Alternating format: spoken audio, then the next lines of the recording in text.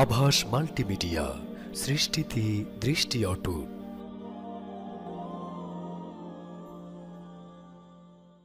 أنفسنا ومن سيئات أعمالنا من يهد الله فلا مضل له ومن يضلله فلا هادي له وأشهد أن لا إله إلا الله وحده لا شريك له وأشهد أن محمدا عبده ورسوله الذي أرسله بالحق بشيرا ونذيرا وداعيا إلى الله بإذنه وسراجا وقمرا منيرا فقد قال الله تعالى في كلامه المجيد والفرقانه الحميد أعوذ بالله من الشيطان الرجيم بسم الله الرحمن الرحيم إن الله وملائكته يصلون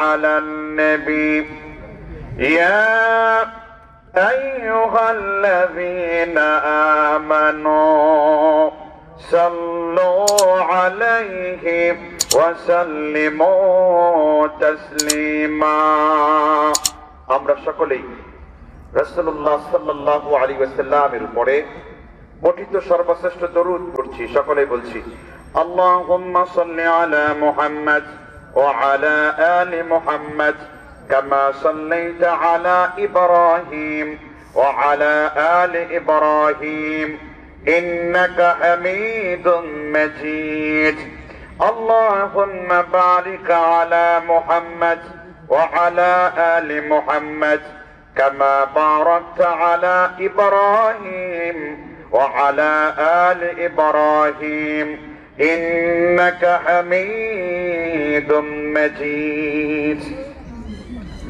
টেঙ্গুরিয়া পাড়া কবরস্থান সংলগ্ন নতুন জামে মসজিদের উন্নতি কল্পে চতুর্থ বার্ষিক ওয়াজ মাহফিল।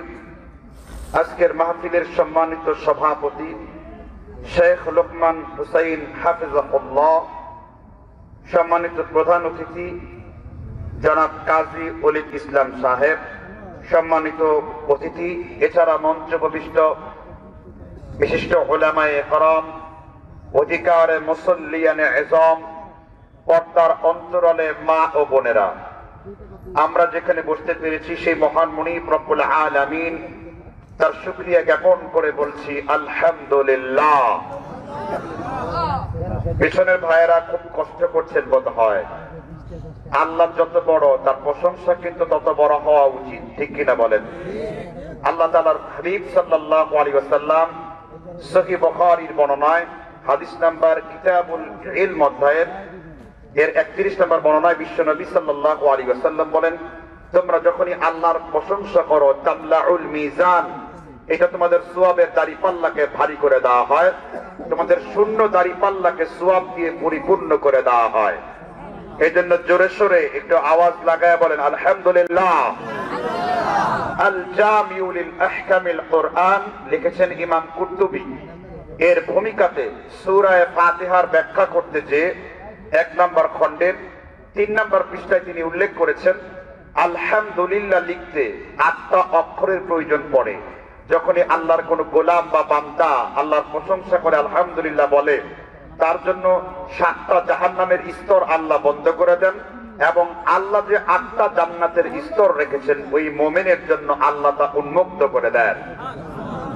আবার বুখারীর বর্ণনায় 27 নম্বরে উল্লেখ রয়েছে বিশ্বনবী সাল্লাল্লাহু আলাইহি ওয়াসাল্লাম বলেন, وعن أبي هريرة رضي الله عنه قال قال رسول الله صلى الله عليه وسلم আফদালুল যিকর লা ইলাহা ইল্লাল্লাহ, আফদালুল দুআই আলহামদুলিল্লাহ। সাহাবী আবু হুরায়রা রাদিয়াল্লাহু তাআলা আনহু বর্ণনা করেছেন, আল্লাহর নবী সাল্লাল্লাহু আলাইহি ওয়াসাল্লাম তিনি বলেন, তোমরা দুনিয়ায় যত জিকির করেছো আল্লাহর কাছে সবথেকে শ্রেষ্ঠ জিকির হলো লা ইলাহা ইল্লাল্লাহ। আর তোমরা যত দোয়া করেছো আল্লাহর কাছে সবথেকে প্রিয় দোয়ার নাম হলো আলহামদুলিল্লাহ। তাহলে আল্লাহর কাছে সবথেকে শ্রেষ্ঠ দোয়ার নাম কি? আমরা প্রতিদিন 5 ওয়াক্ত সালাত আদায় করি। ইমাম বাইহাকি কিতাবুল কিরাত 241 নম্বর হাদিস, আল্লাহর নবী সাল্লাল্লাহু আলাইহি ওয়াসাল্লাম বলেন, ওয়া আন উবাইদা ইবনে সামিত রাদিয়াল্লাহু আনহু قال قال النبي صلى الله عليه وسلم لا صلاة لمن لم يقرأ بفاتحة الكتاب। ইমাম নাই, মুয়াজ্জিন নাই, মুসল্লি নাই, এমন কোন লোক নাই, ইমামের পিছনে হোক কিংবা একাকী হোক, কেউ যদি সূরা ফাতিহা না পাঠ করে তার নামাজ অসম্পূর্ণ হবে, তার নামাজ আদায় হবে না। আল্লাহ রাব্বুল আলামিন 5 ওয়াক্ত সালাতের ভিতরে সূরার ভিতরে সর্বপ্রথম একটি আয়াতকে তিনি নোট করেছেন। আল্লাহ তার প্রশংসা গুণকীর্তন করে বলেন, আল্লাহর পরিচয় দেন, আলহামদুলিল্লাহি রাব্বিল আলামিন। আমরা বললাম, আল্লাহ তোমার পরিচয় পেয়েছি, তোমার হাবিবের কোন পরিচয় আছে নাকি? আল্লাহ তাআলা সূরা আম্বিয়ার 35 নম্বর আয়াতে বলেন, হ্যাঁ, আমার পরে আমার হাবিবের পরিচয় আমি আল্লাহ দিয়ে দিয়েছি।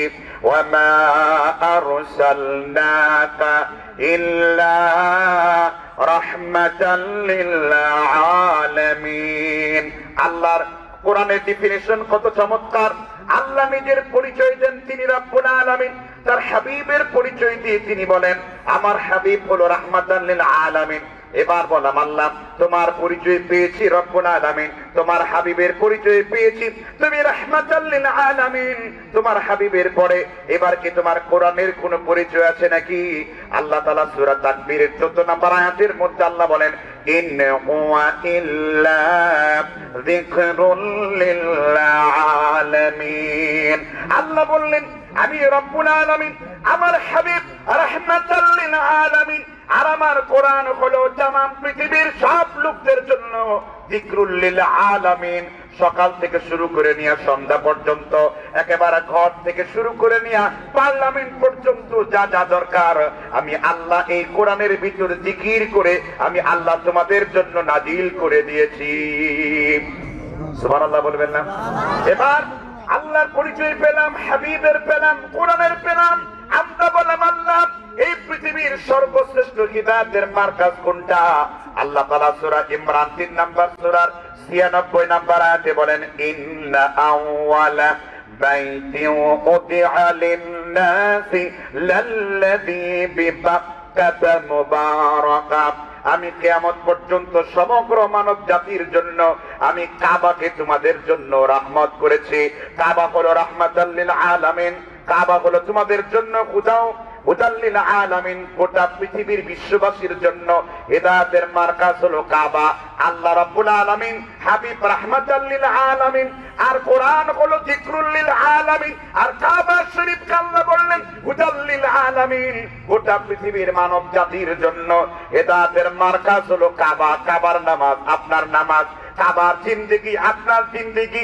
আর কাবা কি সেই ব্যক্তি ভাস্কর্যের সাথে তুলনা করেছে, তার মতো বড় মুরতাদ, তার মতো কাফের এই পৃথিবীর জমিনে আর একটাও নাই। একটু জুড়ে বলেন ঠিক কিনা?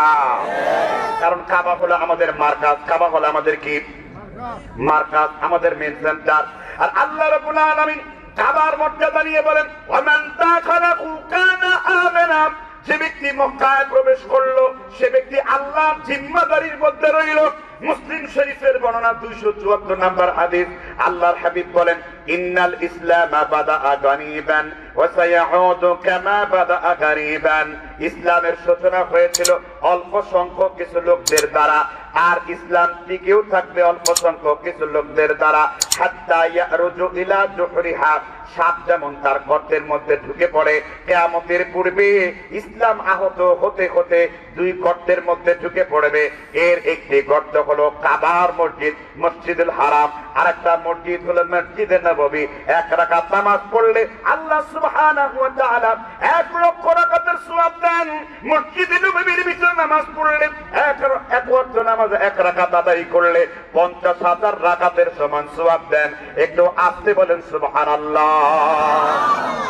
তাহলে এবার বলেন তো কাবার মর্যাদা আছে না নাই? যতক্ষণ পর্যন্ত কোরআন হাদিসের কথা হবে মজলিসে শুনবেন তো ইনশাআল্লাহ। কি কি শুনবেন? হাত তুলে আল্লাহকে দেখান। হাত নামান, সবাই তো হাত তুলছেন নাকি? যারা হাত তুলেছেন তারা মুমিন না মুনাফিক? বিশ্বনবী বললেন মুমিন কথা বলার আগে চিন্তা করে, আর মুনাফিক কথা বলার পরে চিন্তা করে। কারণ মুমিনদের জিহ্বা হলো সামনের দিকে, আর মুনাফিকের জিহ্বা হলো পেছনের দিকে। মুমিন হয় ধীরোদ্ভক্ত হয়, ইন্নাল্লাযীনা ক্বালু রাব্বুনাল্লাহ সুম্মা ইসতাকামু তাতানাজ্জাল। আর মুনাফিকরা হলো মুযাবযাবিনা বাইনা যালিক, দোদুল্যমান। একবার আল্লাহর পথেও চলে, আরেকবার মুমিনের পথেও চলে, একবার টুপির পথেও চলে, আরেকবার টুপির বিরোধিতাও করে। এটা হলো মুনাফিকের চরিত্র। এই জন্য যারা হাত তুলেছেন তারা অবশ্যই মুমিন। আর আল্লাহ তাআলার হাবিব সাল্লাল্লাহু আলাইহি ওয়াসাল্লাম বলেন, তোমরা যদি মুনাফিক দেখতে চাও, মুনাফিকের মধ্যে 3টি আলামত রয়েছে। ইদা হাদাসা কাযাবা, যখন সে কথা বলবে মিথ্যা কথা বলবে। ওয়া ইদা ওয়া'দা আখলাফা, আর যখন সে ওয়াদা করবে ওয়াদার ভঙ্গ করবে। ওয়া ইদা তুমিনা খানা, আর যখন সে আমানত রাখবে আমানতের খেয়ানত করবে। কোন চোরের সাথে ওয়াদা করি নাই, কোন নেতার সাথে ওয়াদা করি নাই, কোন এমপির সাথে ওয়াদা করি নাই। ওয়াদা করেছি কার সাথে? রব্বুল আলামিনের সাথে। এবার আল্লাহ সূরা মায়েদার 5 নম্বর সূরার 1 নম্বর আয়াতে বলেন, ইয়া আইয়ুহাল্লাযীনা আমানু আওফু বিল উকুদ। ও দুনিয়ার ইমানদারগণ, তোমরা যে ওয়াদা আল্লাহকে করেছো সেই ওয়াদা পরিপূর্ণ করো। এবার যে লোকটা বিনা কারণে আল্লাহকে ওয়াদা দিয়ে এই মাহফিল প্যান্ডেলের বাইরে চলে গেল, এই লোকটা ফতোয়া আপনারা দেন আল্লাহর সাথে ওয়াদা ভঙ্গ করে সে কোন কাতারে চলে গেছে? এবার দেখবো কি মুনাফিক হয় এখানে। কোন সাহস আছে এখান থেকে বের হওয়ার? আলোচনা শুরু করা যাক নাকি? তাহলে সকলে বলেন, আউযু বিল্লাহি মিনাশ শাইতানির রাজীম, বিসমিল্লাহির রহমানির রহিম। ওয়া মা ইউমিনু আকতারুহুম বিল্লাহি ইল্লা ওয়া হুম মুশরিকুন। আমি আপনাদের সামনে কোরআনের সর্বশ্রেষ্ঠ সূরা সমূহের একটি সূরা, সূরা ইউসুফ পাঠ করেছি। কোন সূরা? কথা মনে হয় বুঝেন নাই। আল্লাহর কোরআনের নীতি হলো সামি'না, তোমরা শুনবে, ও আতা'না, সেটা মানবে। আদব হলো যদি কোনো শিক্ষক বা হাদিসের বা কোরআনের কোনো দার্সে প্রশ্ন করে, শ্রোতাকে উত্তর দিতে হবে। কেন? শ্রোতা এই কথা বুঝলো কিনা তা বুঝাবার জন্য। যেহেতু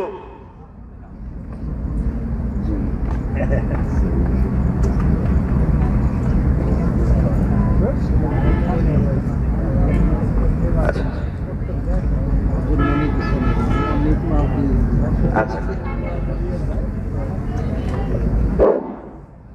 সম্মানিত সুধীমণ্ডলী, আমাদের আজকের সভার প্রধান অতিথি, আমাদের সকল অত্যন্ত প্রিয় মানুষ, পরিচিত মানুষ, আজকের সভার প্রধান আকর্ষণ জনাব খাজুল ইসলাম সাহেব, সভাপতি মাসের উপজেলা আওয়ামী লীগ ও উপজেলা চেয়ারম্যান। এটা আমরা সকলেই জানি যে রাজনৈতিক ব্যক্তিত্ব হওয়ার কারণে অনেক ব্যস্ততা তাদের থাকে। একই রাত্রিতে যত সময় সবসময় দাওয়াত দেয় না গেলে তারা সন্তুষ্ট হয়। তো যে চলে যাবেন সে একটু বলছেন, আমরা এই জন্য আমাদের মোহতারাম উপজেলা চেয়ারম্যান সাহেবকে তার কথা রক্ষার জন্য একটু সময় দিচ্ছি।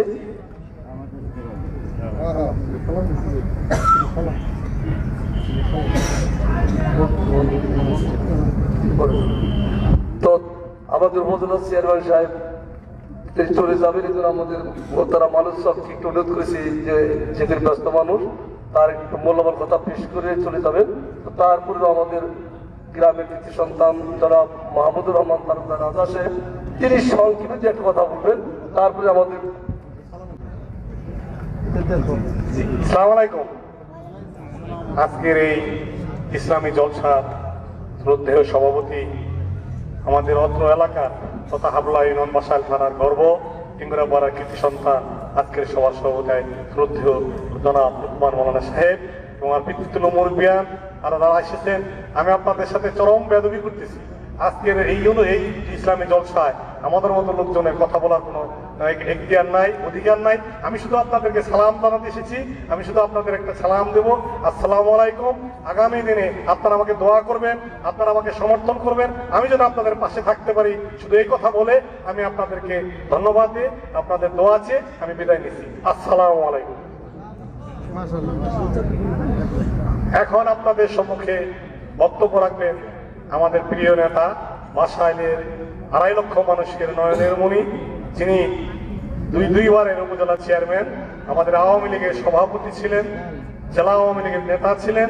উনি এখন আপনাদের সামনে জ্ঞান গর্ব বক্তব্য রাখবেন।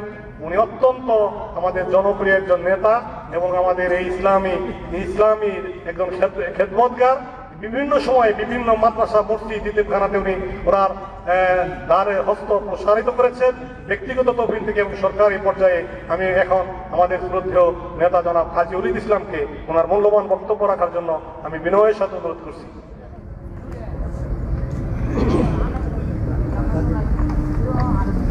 আসসালামু আলাইকুম। আপনারা সকলেই তো ভালো আছেন? তো আজকের প্রিয় গ্রাম টেঙ্গুরাপাড়া কবরস্থান সংলগ্ন নতুন মসজিদের উন্নয়নকল্পে আজকের এই মাহফিলের সম্মানিত সভাপতি আমার অত্যন্ত পরম শ্রদ্ধেয় সাহেব লোকমান হোসেন সাহেব, এখানে ইতিমধ্যে প্রধান বক্তা যিনি ইতিমধ্যে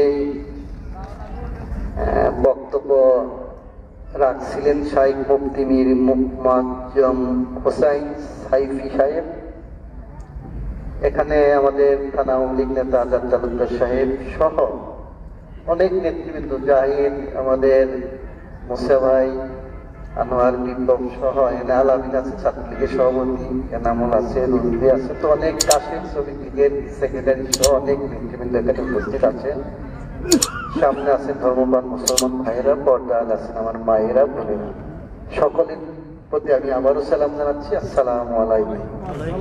তো আসলে প্রথমে আমি দুঃখ প্রকাশ করছি যে প্রধান বক্তার মাঝখানে আমি একটু মাইকটা নিয়েছি, এই জন্য হইলে কিছুটা হলেও প্রধান বক্তার আলোচনার ছন্দপতন ঘটেছে, এই জন্য আমি আন্তরিকভাবে দুঃখিত।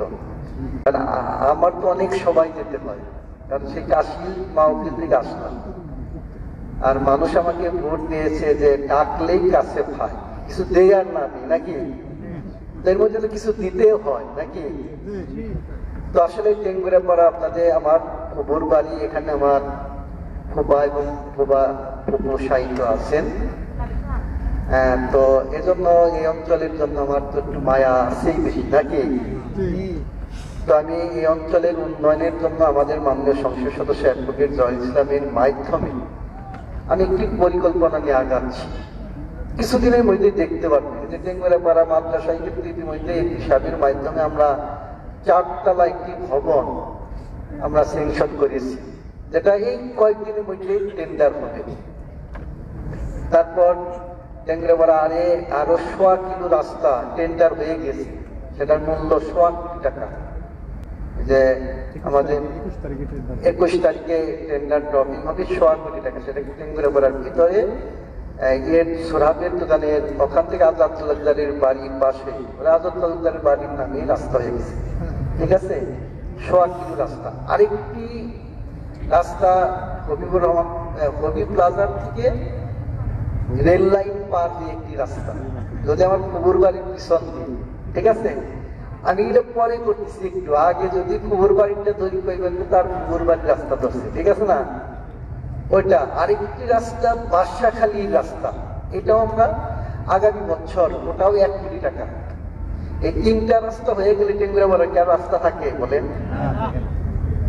এই 3 রাস্তা কিন্তু আমাদের এই সময়, আমাদের এমপি সাহেবের নেতৃত্বে আমাদের এই সময় কিন্তু আমরা সংকল্প করছি করার জন্য, ইনশাল্লাহ সেটা এগিয়ে যাচ্ছে। আবার এবছর 6 রাতুল আপনার টেঙ্গুরা বড়ার একটি পার্ক নাকি দীর্ঘদিনের আপনাদের স্বপ্ন ছিল একটা কানেক্টিং হোক, আর কি ছিল না? এবার কি হচ্ছে না? মাঝখানে একটা ব্রিজও করবো, অলরেডি ব্রিজও আমি দিয়ে দিয়েছি। তাহলে কাজের ক্ষেত্রে কি এগিয়ে যাচ্ছে না বলেন তো? ইনশাল্লাহ আপনারা দোয়া করবেন। আমরা বসে নেই, আমি কিন্তু কোনো সময় বসে নেই, কাজ আর কাজ। আমাদের মাননীয় সংসদ সদস্যের নেতৃত্বে স্বল্প সময় কাজ নিয়ে ব্যস্ত আছে। তো এই মসজিদের মাহফিল, এই মসজিদে আর কবরস্থানের উদ্যোগে না, তো 2টাই আমি কিছু কিছু অনুদান ঘোষণা যাচ্ছি, অস্থিরেই পেয়ে যাবেন, কিছু না 2 মাসের মধ্যে আপনারা পাবেন, কারণ সরকারি টাকাটা একটু সময় লাগে নাকি? তো মসজিদে 50,000 টাকা, আর কবরস্থানটা চাই না, কিন্তু এখানেও দিয়ে যাচ্ছি, ঠিক আছে? এইটা দেবো। তো আমি আলোচনা বাড়বো না, আমি শুধু একটি কথা বলবো।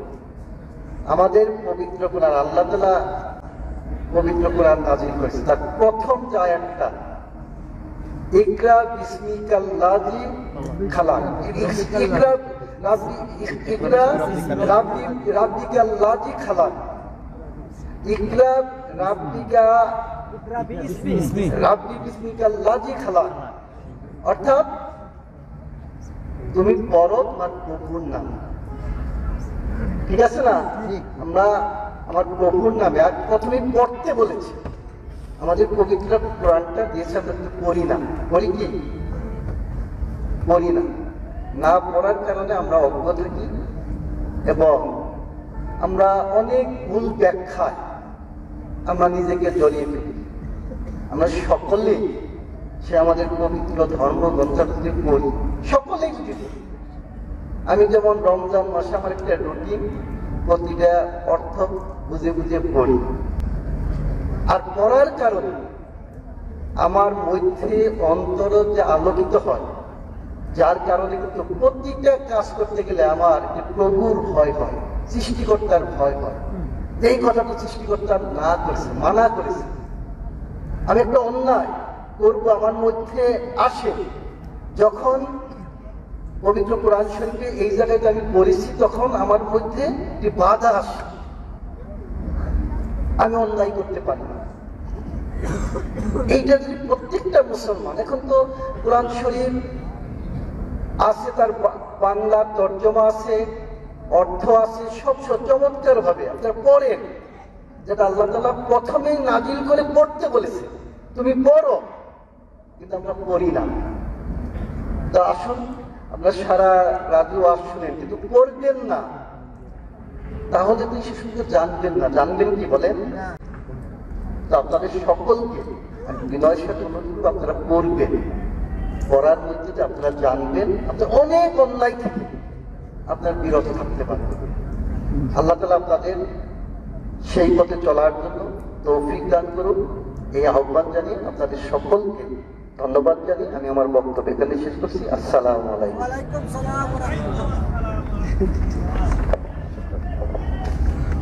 অনেক ধন্যবাদ আমাদের আজকে সবার প্রধান অতিথি জনাব কাজী ইসলাম সাহেবকে।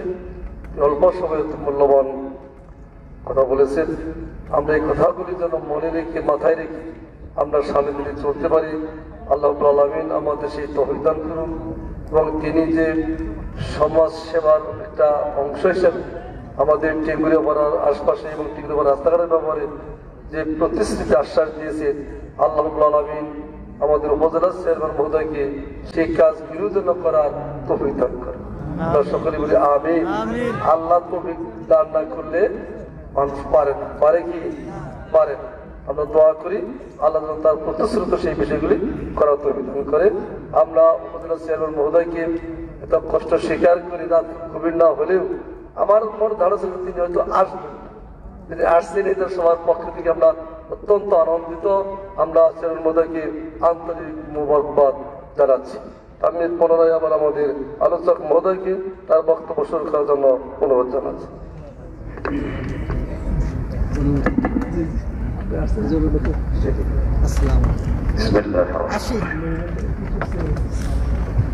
আপনাদের কি মনে আছে যে কোন আয়াত আমি পাঠ করেছিলাম?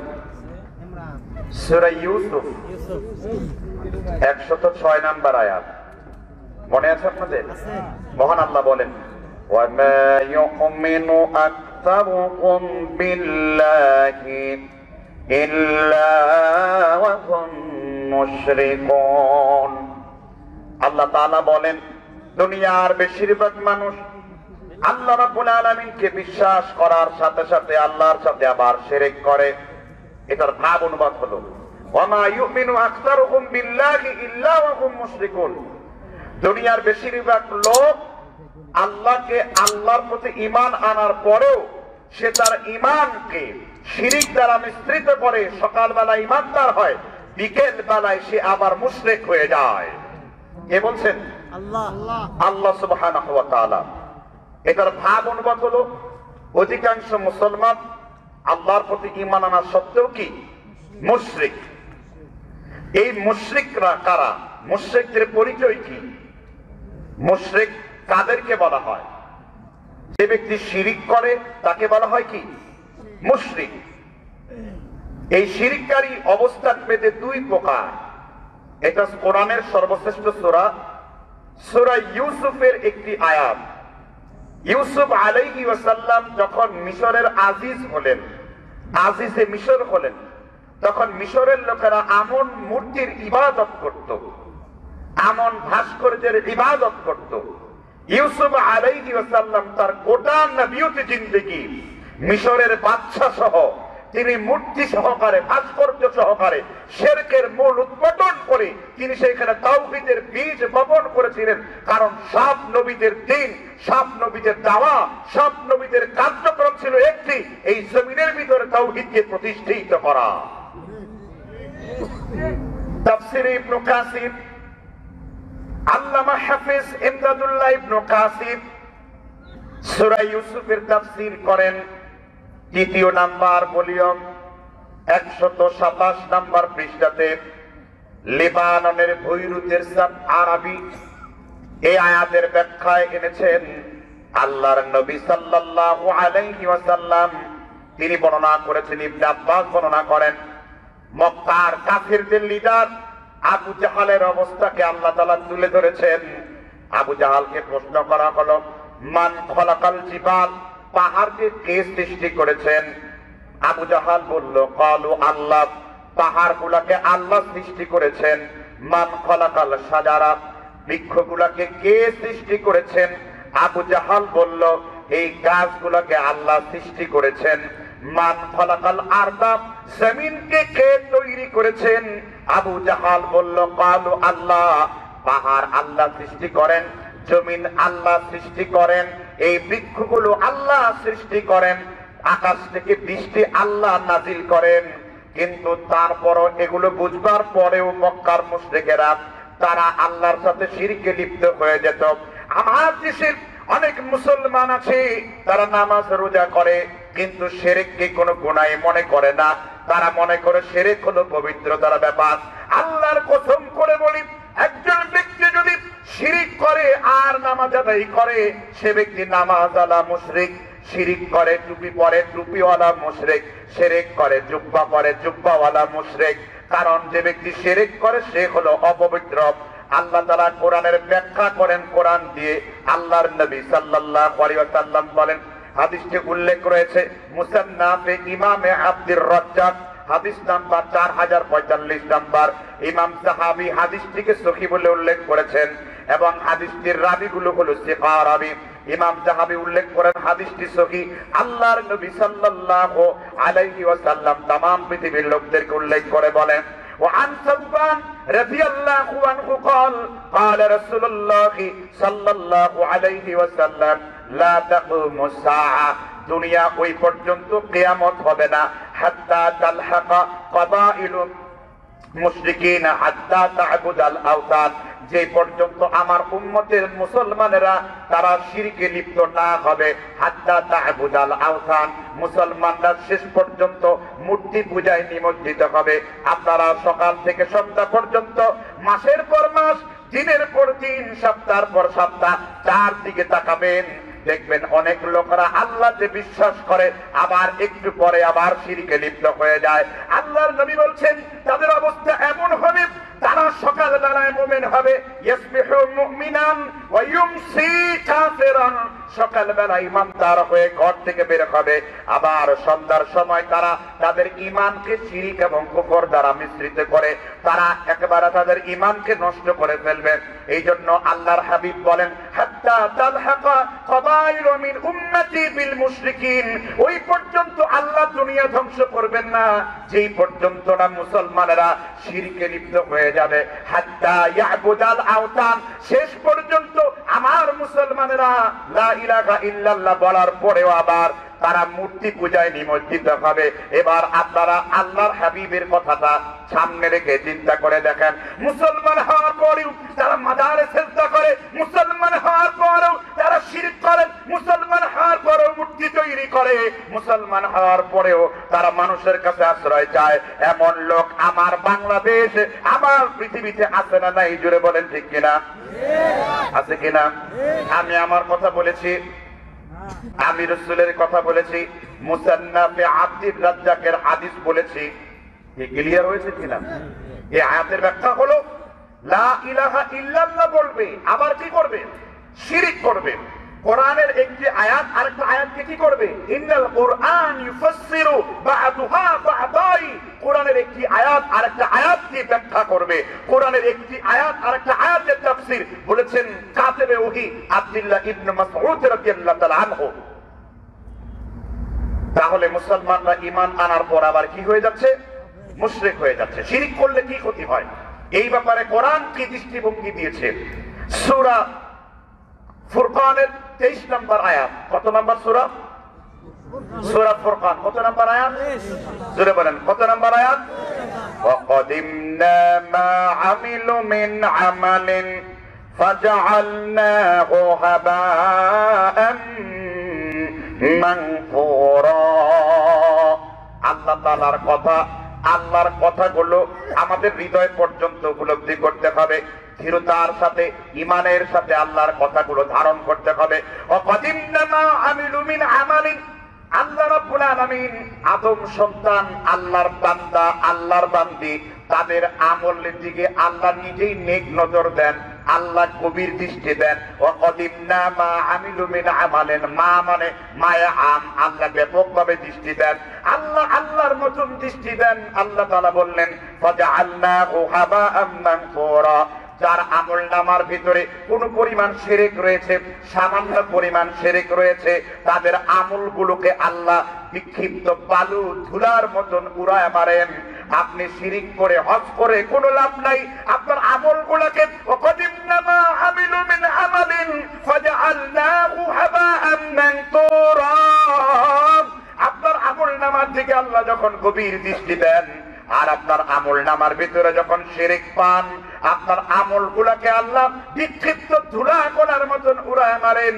আপনার আমল নামার অবস্থা দেখে আল্লাহ বলেন ওয়াখাররা মিনাস সামা ওয়া তাখতাফুত তায়র, একজন শিরককারীর উদাহরণ হলো এমন, আল্লাহ একটা পাখিকে ঠোকর দিয়েছেন, আর ঠোকর মারার ফলে পাখি সু মেরে তার ঈমান নষ্ট করে দিয়েছে, আর জমিনে সে নোংরা ভাবে পতিত হয়েছে। কারণ যে ব্যক্তি শিরক করে তার কোনো আমল কে কবুল করেন না? শিরককারীর কোনো আমল কে কবুল করেন না? আমরা আল্লাহর সাথে সাক্ষাৎ করতে চাই, কে কে হাত তুলে আল্লাহকে দেখান। আল্লাহ আমাদের কবুল করেন বলেন আমিন। আল্লাহর সাথে সাক্ষাৎ করতে চাইলে দুইটা যোগ্যতা দরকার, হাত নামিয়ে ফেলুন। আল্লাহ রাব্বুল আলামিন বলেন আমি আল্লাহর সাথে সাক্ষাৎ করতে চাইলে দুইটা কর্মসূচি মুমিনদেরকে মানতে হবে। 18 নম্বর সূরা সূরাল কাফির 110 নম্বর আয়াতে আল্লাহ বললেন ফামান কানা ইয়ারজু লিকা রাব্বিহি فليعمل عملا صالحا ولا يشرك بعبادة ربه أحدا আল্লাহ বললেন কেউ যদি আমি আল্লাহর সাথে সাক্ষাৎ করতে চাও, কেউ যদি আল্লাহর সাথে সাক্ষাৎ করতে চাও, সেজন্য তার ইবাদতের সাথে শিরক মিশ্রিত না করে। আল্লাহর কসম করে বলি, কেউ যদি একটা শিরকও করেন, আমার আল্লাহকে আপনি দেখতে পাবেন না। আল্লাহকে যদি আপনি দেখতে চান, আপনি শিরক মুক্ত ইবাদত করতে হবে। কারণ জান্নাতের চাইতে বড় নিয়ামত হলো আমার আল্লাহকে দর্শন করা, আমার আল্লাহকে দেখা। আল্লাহর হাবিব সাল্লাল্লাহু আলাইহি ওয়াসাল্লাম বলেন, জান্নাত আর কত সুন্দর, জান্নাতের নাজ নিয়ামত আর কত সুন্দর, আল্লাহকে দেখার মতন মজা জান্নাতের কোনো কিছু দিয়ে পরিতৃপ্ত করা যাবে না। অন্য কোন নবীকে আল্লাহ নিজে দেখা দেন নাই, কিন্তু আমার নবীকে আল্লাহ দেখা দিয়েছেন। সুবহানাল্লাহ। হুজুর কোন কিতাবের হাদিস? সুনান তিরমিজি, আরবি মাকতুবাতুশ শামিলা, হাদিস নাম্বার হলো 3159 নাম্বার। বাংলা হাদিসের অ্যাপ অনুযায়ী নাম্বার হলো 3233 নাম্বার। ইমাম তিরমিজির এই হাদিসের সনদকে বলেছেন সহিহু জিদ্দান, অনেক বেশি পরিমাণে সহিহ। আল্লাহর নবী তাহাজ্জুদের নামাজ পড়ে মাইমুনা রাদিয়াল্লাহু আনহা, আব্দুল্লাহ ইবনে আব্বাসের খালা হন, তার ঘরে আল্লাহর নবী ঘুমালেন তাহাজ্জুদ পড়ে। ইবনে আব্বাস রাদিয়াল্লাহু তাআলা আনহু বলেন, ওয়া আন আব্দুল্লাহ ইবনে আব্বাস রাদিয়াল্লাহু আনহু قال قال رسول الله صلى الله عليه وسلم, আল্লাহর হাবিব আপন চাচাতো ভাই আব্দুল্লাহকে দেখে বললেন, আব্দুল্লাহ আজকে রাতে আতানিয়াল লাইলাতা রাব্বি তাবারাকা ওয়া তাআলা ফি আহসানি সূরাতিন, আমার আল্লাহ স্বপ্ন যুগে আমার সামনে আসলেন। আতানিয়াল লাইলাতা রাব্বি তাবারাকা ওয়া তাআলা ফি আহসানি সূরাতিন, আমার আল্লাহ স্বপ্ন যুগে আমি রাসূলের সামনে আসলেন। ইবনে আব্বাস বলেন, ওয়াকালা ইবনু আব্বাস قال احسبوا في المنام, আল্লাহ তাআলাকে আমার নবী যে দেখলেন তা ছিল স্বপ্নের যুগে। আহসাবুহু ফিল মানামি, এবার আল্লাহ তার হাবিবকে বললেন, ও হাবিব বলেন তো দেখি আসমানের ফেরেশতারা কি নিয়ে ঝগড়া লিপ্ত হচ্ছে। হাল তাদরি ফীমা ইয়াখতাসিমুল মালাউল আ'লাম, বলুন তো আমার নবী আসমানের ফেরেশতারা কোন বিষয় নিয়ে বিতর্কে লিপ্ত হয়ে যাচ্ছে। এবার আল্লাহর হাবিব বলেন, আহসানুল উযু ওয়া থুম্মা আতাল মাসাজিদ, কেউ যদি উত্তম রূপে ওযু করে মসজিদের দিকে গমন করে, তার এক একটা কদমে কত নেকি লেখা হবে। কাফফারাতি ফিল কাফফারাতি, তার এক একটা কদমের বদৌলতে কত পরিমাণ নেকি হবে। আসমানের ফেরেশতারা তাই নিয়ে ঝগড়ায় লিপ্ত হয়ে গেছে। একটু আওয়াজ লাগায় বলেন সুবহানাল্লাহ। অন্য কোন নবীকে আল্লাহ স্বপ্ন দেখা দেন নাই, কিন্তু আমার নবীকে জীবনে একবার আল্লাহ তাআলা স্বপ্নে দেখা দিয়েছেন। আল্লাহর নবী মুসা বলেন, আল্লাহ তোমাকে দেখতে চাই। আল্লাহ বলেন, লান তারানি, ও মুসা এই দুই চোখ দিয়ে আমি আল্লাহকে দেখতে পাবা না। কিন্তু স্বপ্ন যুগে আমার আল্লাহ আমার নবীর সাথে দিদার করেছেন। একটু আওয়াজ দিয়ে বলেন সুবহানাল্লাহ। হাদিস সহিহ, হাদিস কি সনদ কি সহিহ। এই হাদিসের সনদে খালিদ ইবনে মাখলাদ রয়েছেন, যিনি বুখারী শরীফের 6টি হাদিসের রাবী, যিনি সহিহ মুসলিমের 9টি হাদিসের রাবী। সুতরাং এই আকীদা রাখতে হবে যে স্বপ্ন যুগে আল্লাহ তার নবীকে কি করেছেন। আমি হাদিস বলছি, কি বলছি? এই কথাটা কেন বললাম? যে শিরককারী ব্যক্তির সাথে কে সাক্ষাৎ করবেন না? আল্লাহ। আল্লাহর সাথে সাক্ষাৎ করতে চাইলে কি করতে হবে? শিরক মুক্ত ইবাদত করতে হবে। এবার শিরক যুক্ত ইবাদত করলে তার গুনাহ আছে না নাই? আল্লাহ তাআলা সূরা মায়েদার 5 নম্বর সূরা, কয় নম্বর সূরা? এর 5 নম্বর আয়াত, কয় নম্বর আয়াত? আল্লাহ বলছেন, ফামান ইয়াকফুর বিল ঈমানি ফাকাদ হাবিতা আমালুহু ওয়া হুয়া ফিল আখিরাতি মিনাল খাসিরিন। ফামান ইয়াকফুর বিল ঈমান, কেউ যদি তার ইমানকে কুফরি দ্বারা মিশ্রিত করে, ইমানের সাথে শিরক এবং কুফরকে মিলিয়ে দেয়, ফাকাদ হাবিতা আমালুহু, আল্লাহ তাআলা তার সব আমলগুলোকে নষ্ট করে দেন। তাহলে নামাজ একটা আমল, শিরক করলে নষ্ট হয়ে যায়। বিয়ে একটা আমল, শিরক করলে নষ্ট হয়ে যায়। আমার দেশে নওয়াকিজুল ঈমান নিয়ে বক্তব্য হয়, কিন্তু নওয়াকিজুন নিকাহ, আপনি যদি একটা জেনে বুঝে বড় শিরক করেন, আপনি একদিকে যেমন মুশরিক হবেন, আরেকদিকে আপনার বউ হবে অটো তালাক। আপনার বউ কি হবে? আপনি যদি কুফরে বাবা একটি বড় শিরিক জেনে বুঝে করেন, বড় কুফর যদি জেনে বুঝে করেন, আমল সমূহ বিনষ্ট হবে। এর মধ্যে নিকাহ বিবাহ একটি আমল, কারণ মুশরিকরা হলো নাপাক। কে বলেছেন ইন্নামাল মুশরিকুনা নাজাস? আমি আল্লাহ ফতোয়া দিচ্ছি, এই দুনিয়ার মুশরিকরা হলো নাপাক। সে যদি আব্দুর রহমান নাম ধারণ করে, আব্দুর রাজ্জাক নাম ধারণ করে, আর সে যদি রবার্টসন পিটারসন নাম ধারণ করে, আর সে যদি মহান আল্লাহর সাথে শিরকে লিপ্ত হয়, তবুও আল্লাহ তাআলা তার সব আমল বাতিল করবেন। তবে মুশরিক শিরিককারী হলো দুই ভাবে বিভক্ত, একদল হলো বড় শিরিককারী, আরেকদল কি ছোট শিরিককারী। যারা বড় শিরিক করবে, জেনে বুঝে তওবা করার সুযোগ হবে না, তাদের জন্য চিরস্থায়ী জাহান্নাম। আর ছোট শিরিক করলে তাদের জন্য অস্থায়ী জাহান্নাম। কথা বুঝতে পারছেন কিনা? শিরকে আকবার আর শিরকে কি আসগর, শিরকে আকবার আর শিরকে কি আসগর। এবার আল্লাহ তাআলা তার দৃষ্টিভঙ্গি কোরআনুল কারীমে দিয়েছেন। সূরা মায়েদার ৫ নম্বর সূরার ৭২ নম্বর আয়াত। শিরকে আকবার করলে তার অবস্থা কেমন হবে? আল্লাহ বললেন, ইন্নাহু মান ইউশরিক বিল্লাহ ফাকাদ হারামাল্লাহু আলাইহিল জান্নাহ ওয়া মাআওয়াহুন নার।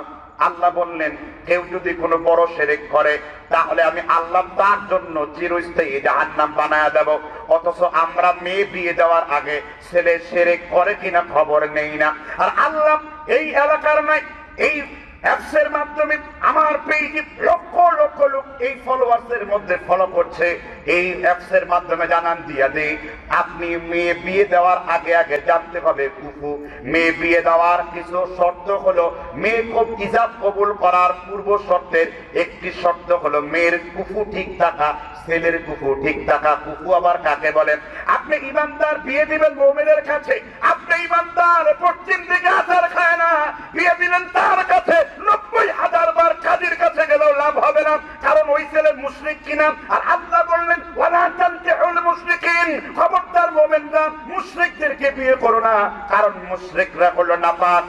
ছেলে শিরক করে কিনা, ছেলের তাওহীদের জ্ঞান আছে কিনা, এটা জানার পরে মেয়েকে ছেলেকে ওই মেয়ে দিয়ে বিয়ে করান।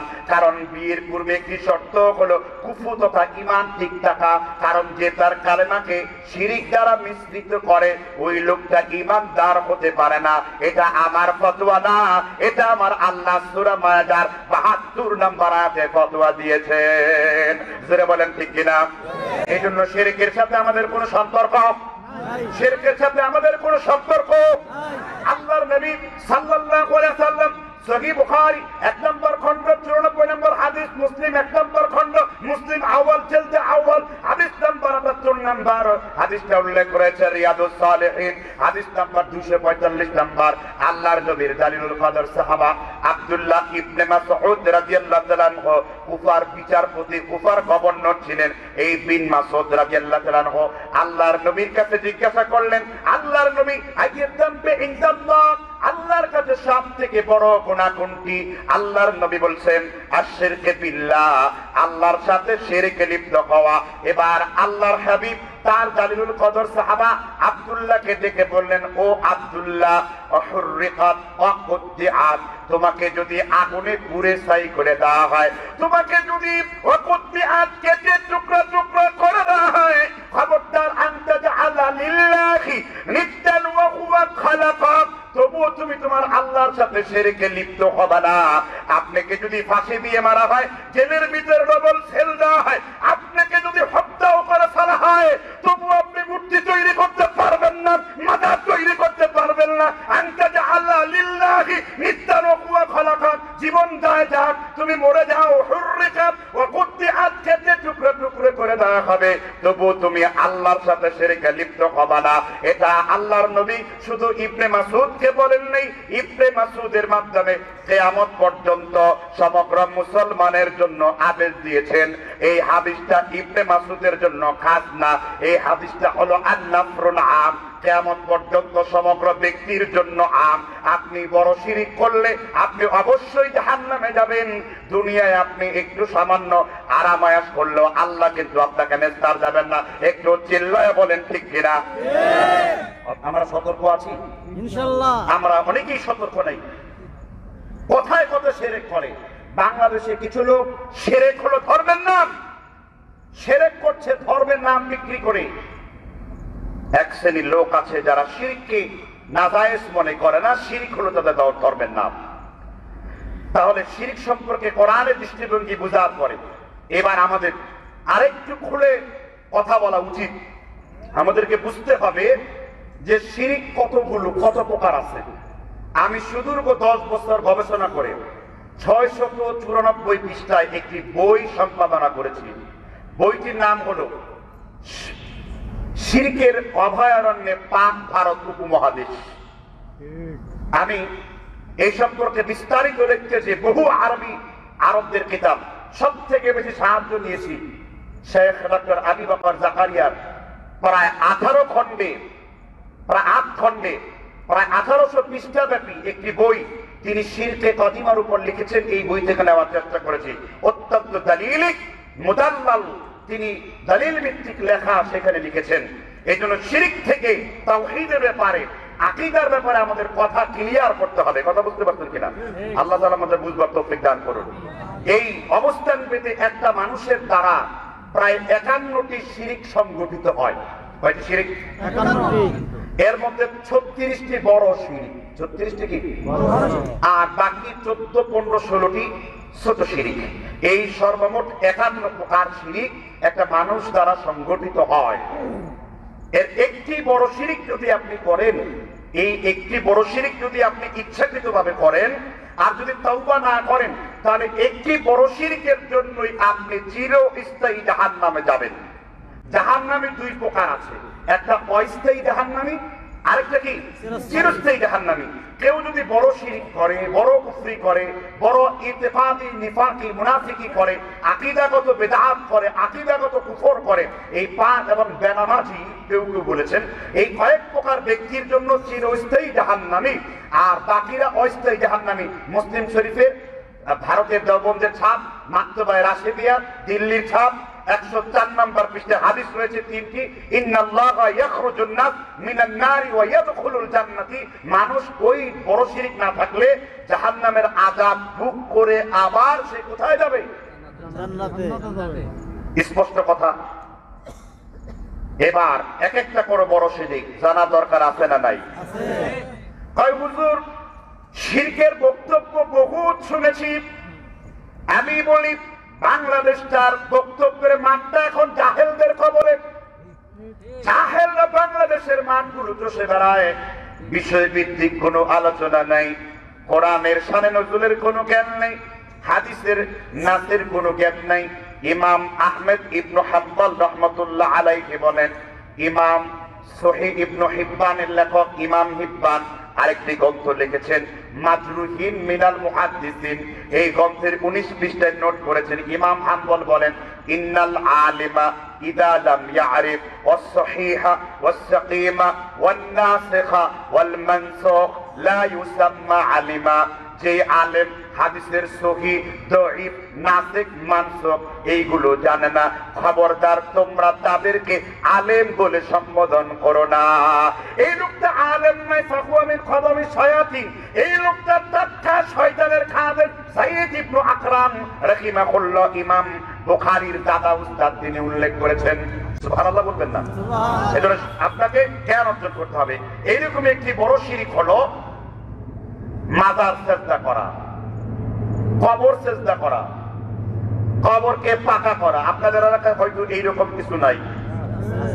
কে আছে? এটা কিভাবে আসবে এখানে? আমি তো জানি এটা আহলুল হাদিস অধ্যুষিত এলাকা। এই এলাকায় তো শিরক দূরের কথা, ছোট একটি বিদআত নিয়েও, ছোট একটি আমলগত বিদআত এখানে বাহাস করা যারা হয়, তাই না? তা থাকতে পারে, তবে এক হাদিসেই কিন্তু ক্লিয়ার। এক হাদিসে কি হাদিসটা উল্লেখ রয়েছে সহিহ মুসলিম খণ্ড নাম্বার 2 পৃষ্ঠা নাম্বার 102, হাদিস নাম্বার 1569 নাম্বার, যেটা বর্তমানে দিল্লির ছাপ থেকে প্রকাশিত। সহিহ মুসলিম মাকতুবাত শামেলা 4084 নাম্বার, একটি খণ্ডে দারুস সালাম মদিনা থেকে প্রকাশিত।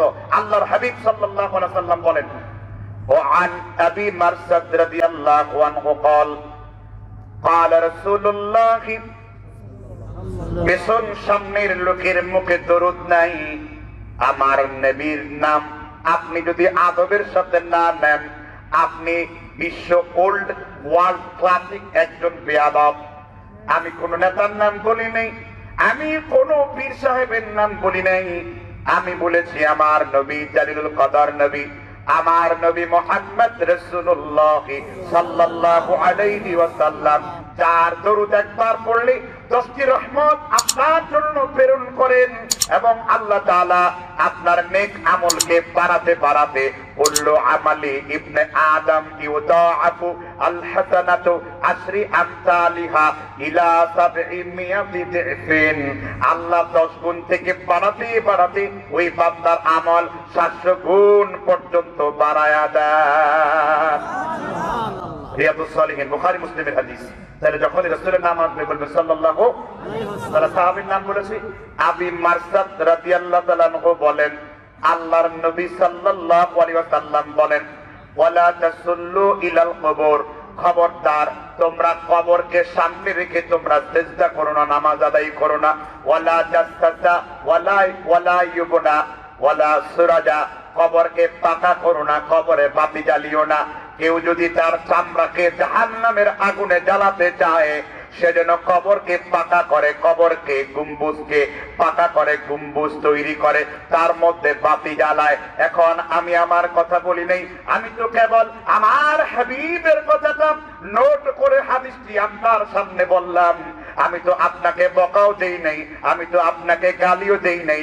আপনি যদি আল্লাহকে বিশ্বাস করে থাকেন, আপনি যদি আমার হাবিবকে বিশ্বাস করে থাকেন, তাহলে এই হাদিসের উপর ঈমান আনার দরকার আছে না নাই? তাহলে যারা এইগুলা করে তারা হলো মুশরিকদের ঠিকাদার। দুইজন বললেন ঠিক, বাকিরা কি কবর পূজারি নাকি? কথা বলেন না কেন? যারা এগুলো সমর্থন করে সে সমর্থন নেওয়া যাবে?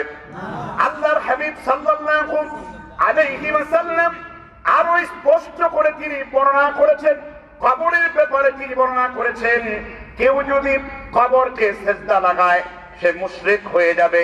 আল্লাহর হাবিব বুখারী শরীফের 196 নম্বর হাদিসের মধ্যে বলেন, ইন্না আশাদ্দান নাসি আযাবান ইনদাল্লাহিল মুসাফফিরুন, সবথেকে বেশি কঠিন কবরের আযাব তাকে দেওয়া হবে যে ব্যক্তি এইরকম সৌধ তৈরি করবে, স্তম্ভ মিনার তৈরি করবে, ছবি তৈরি করবে, মূর্তি তৈরি করবে, তাকে সব থেকে বেশি কবরের আযাব দেওয়া হবে। কিন্তু আমার দেশে হয়তো বা এইরকম মাজার তৈরি করা হয় না, কিন্তু বিভিন্ন রড সিমেন্টের ইট পাটকেলের সৌধ তৈরি করা হয়। এগুলো আপনার এলাকায় থাকতেও পারে, আবার নাও পারে, আপনাদের স্কুলে থাকতেও পারে, নাও পারে, আপনাদের কলেজে থাকতেও পারে, নাও পারে। কিন্তু আমার হাবিব 1500 বছর পূর্বেই, 1450 বছর পূর্বেই তিনি ওয়ার্নিং দিয়ে গেছেন, সতর্ক করে গেছেন। আল্লাহর নবীর শ্বশুরের নাম ছিল আবু সুফিয়ান সাউরি, অর্থাৎ তিনি ইয়াজিদের দাদা ছিলেন, মুয়াবিয়ার পিতা ছিলেন, উম্মে হাবিবা রাদিয়াল্লাহু আনহার পিতা ছিলেন। তিনি হাদিস বর্ণনা করেছেন সুনান ও বাইহাকি। কোন কিতাবের নাম বলছি?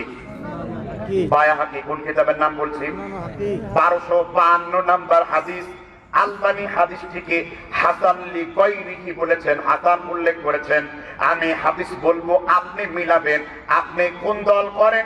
আপনি আমানতু বিল্লাহি ওয়া মালাইকাতিহি ওয়া কুতুবিহি ওয়া রুসুলিহি ওয়াল ইয়াউমিল আখিরি ওয়া বিররিহি ওয়া শাররিহি ওয়া মুরব্বিহি ওয়া সিদ্দা উসুলিহি আওয়ামিলিহি বিএনপিহি জামায়াতে ইসলামিহি জাতীয় পার্টিহি। আপনি কোন দল করেন? আপনার দলের বিরুদ্ধে, আপনার কর্মকাণ্ডের বিরুদ্ধে আমার কোনো বক্তব্য নাই। আমার বক্তব্য হলো আল্লাহর হাবিবের কথাগুলো আপনার কাছে অনুবাদ করে পৌঁছিয়ে দেওয়া। আল্লাহর হাবিব সাল্লাল্লাহু আলাইহি ওয়াসাল্লাম বলেন, ওয়া আন আবি সুফিয়ান সাউরি রাদিয়াল্লাহু আনহু সামি'তু রাসূলুল্লাহ সাল্লাল্লাহু আলাইহি ওয়াসাল্লাম। আমি সাহাবীর নাম কি বলেছি বলেন তো দেখি? আবু সুফিয়ান। বলেন আবু সুফিয়ান সাউরি। মুখস্থ আছে নামটা তো? তিনি বলেছেন, আমি আমার হাবিবের মুখ থেকে বলতে শুনেছি, আমার হাবিব আমাকে বলেছেন, মান দারা কবরান বিলা মাকবুরিন ফাকান্নামা আবাদাস সানাম। মান দারা কবরান বিলা মাকবুরিন ফাকান্নামা আবাদাস সানাম। কেউ যদি কোনো কিছুকে জিয়ারত করলো, ওই জিয়ারতের মধ্যে কোনো মানুষ নাই, ফুল দিয়ে পাতিল দিয়ে জিয়ারত করলো, তাহলে আল্লাহর হাবিব সাল্লাল্লাহু আলাইহি ওয়াসাল্লাম বলেন ফাকান্নামা আবাদা সালাম, ওই ব্যক্তি তো কবর জিয়ারত করলো না, কোন সৌধ জিয়ারত করলো না, ওই ব্যক্তি যেন সরাসরি মূর্তি পূজায় নিমজ্জিত হয়ে গেল। কি পূজা করলো? মূর্তি পূজা। কি পূজা করলো?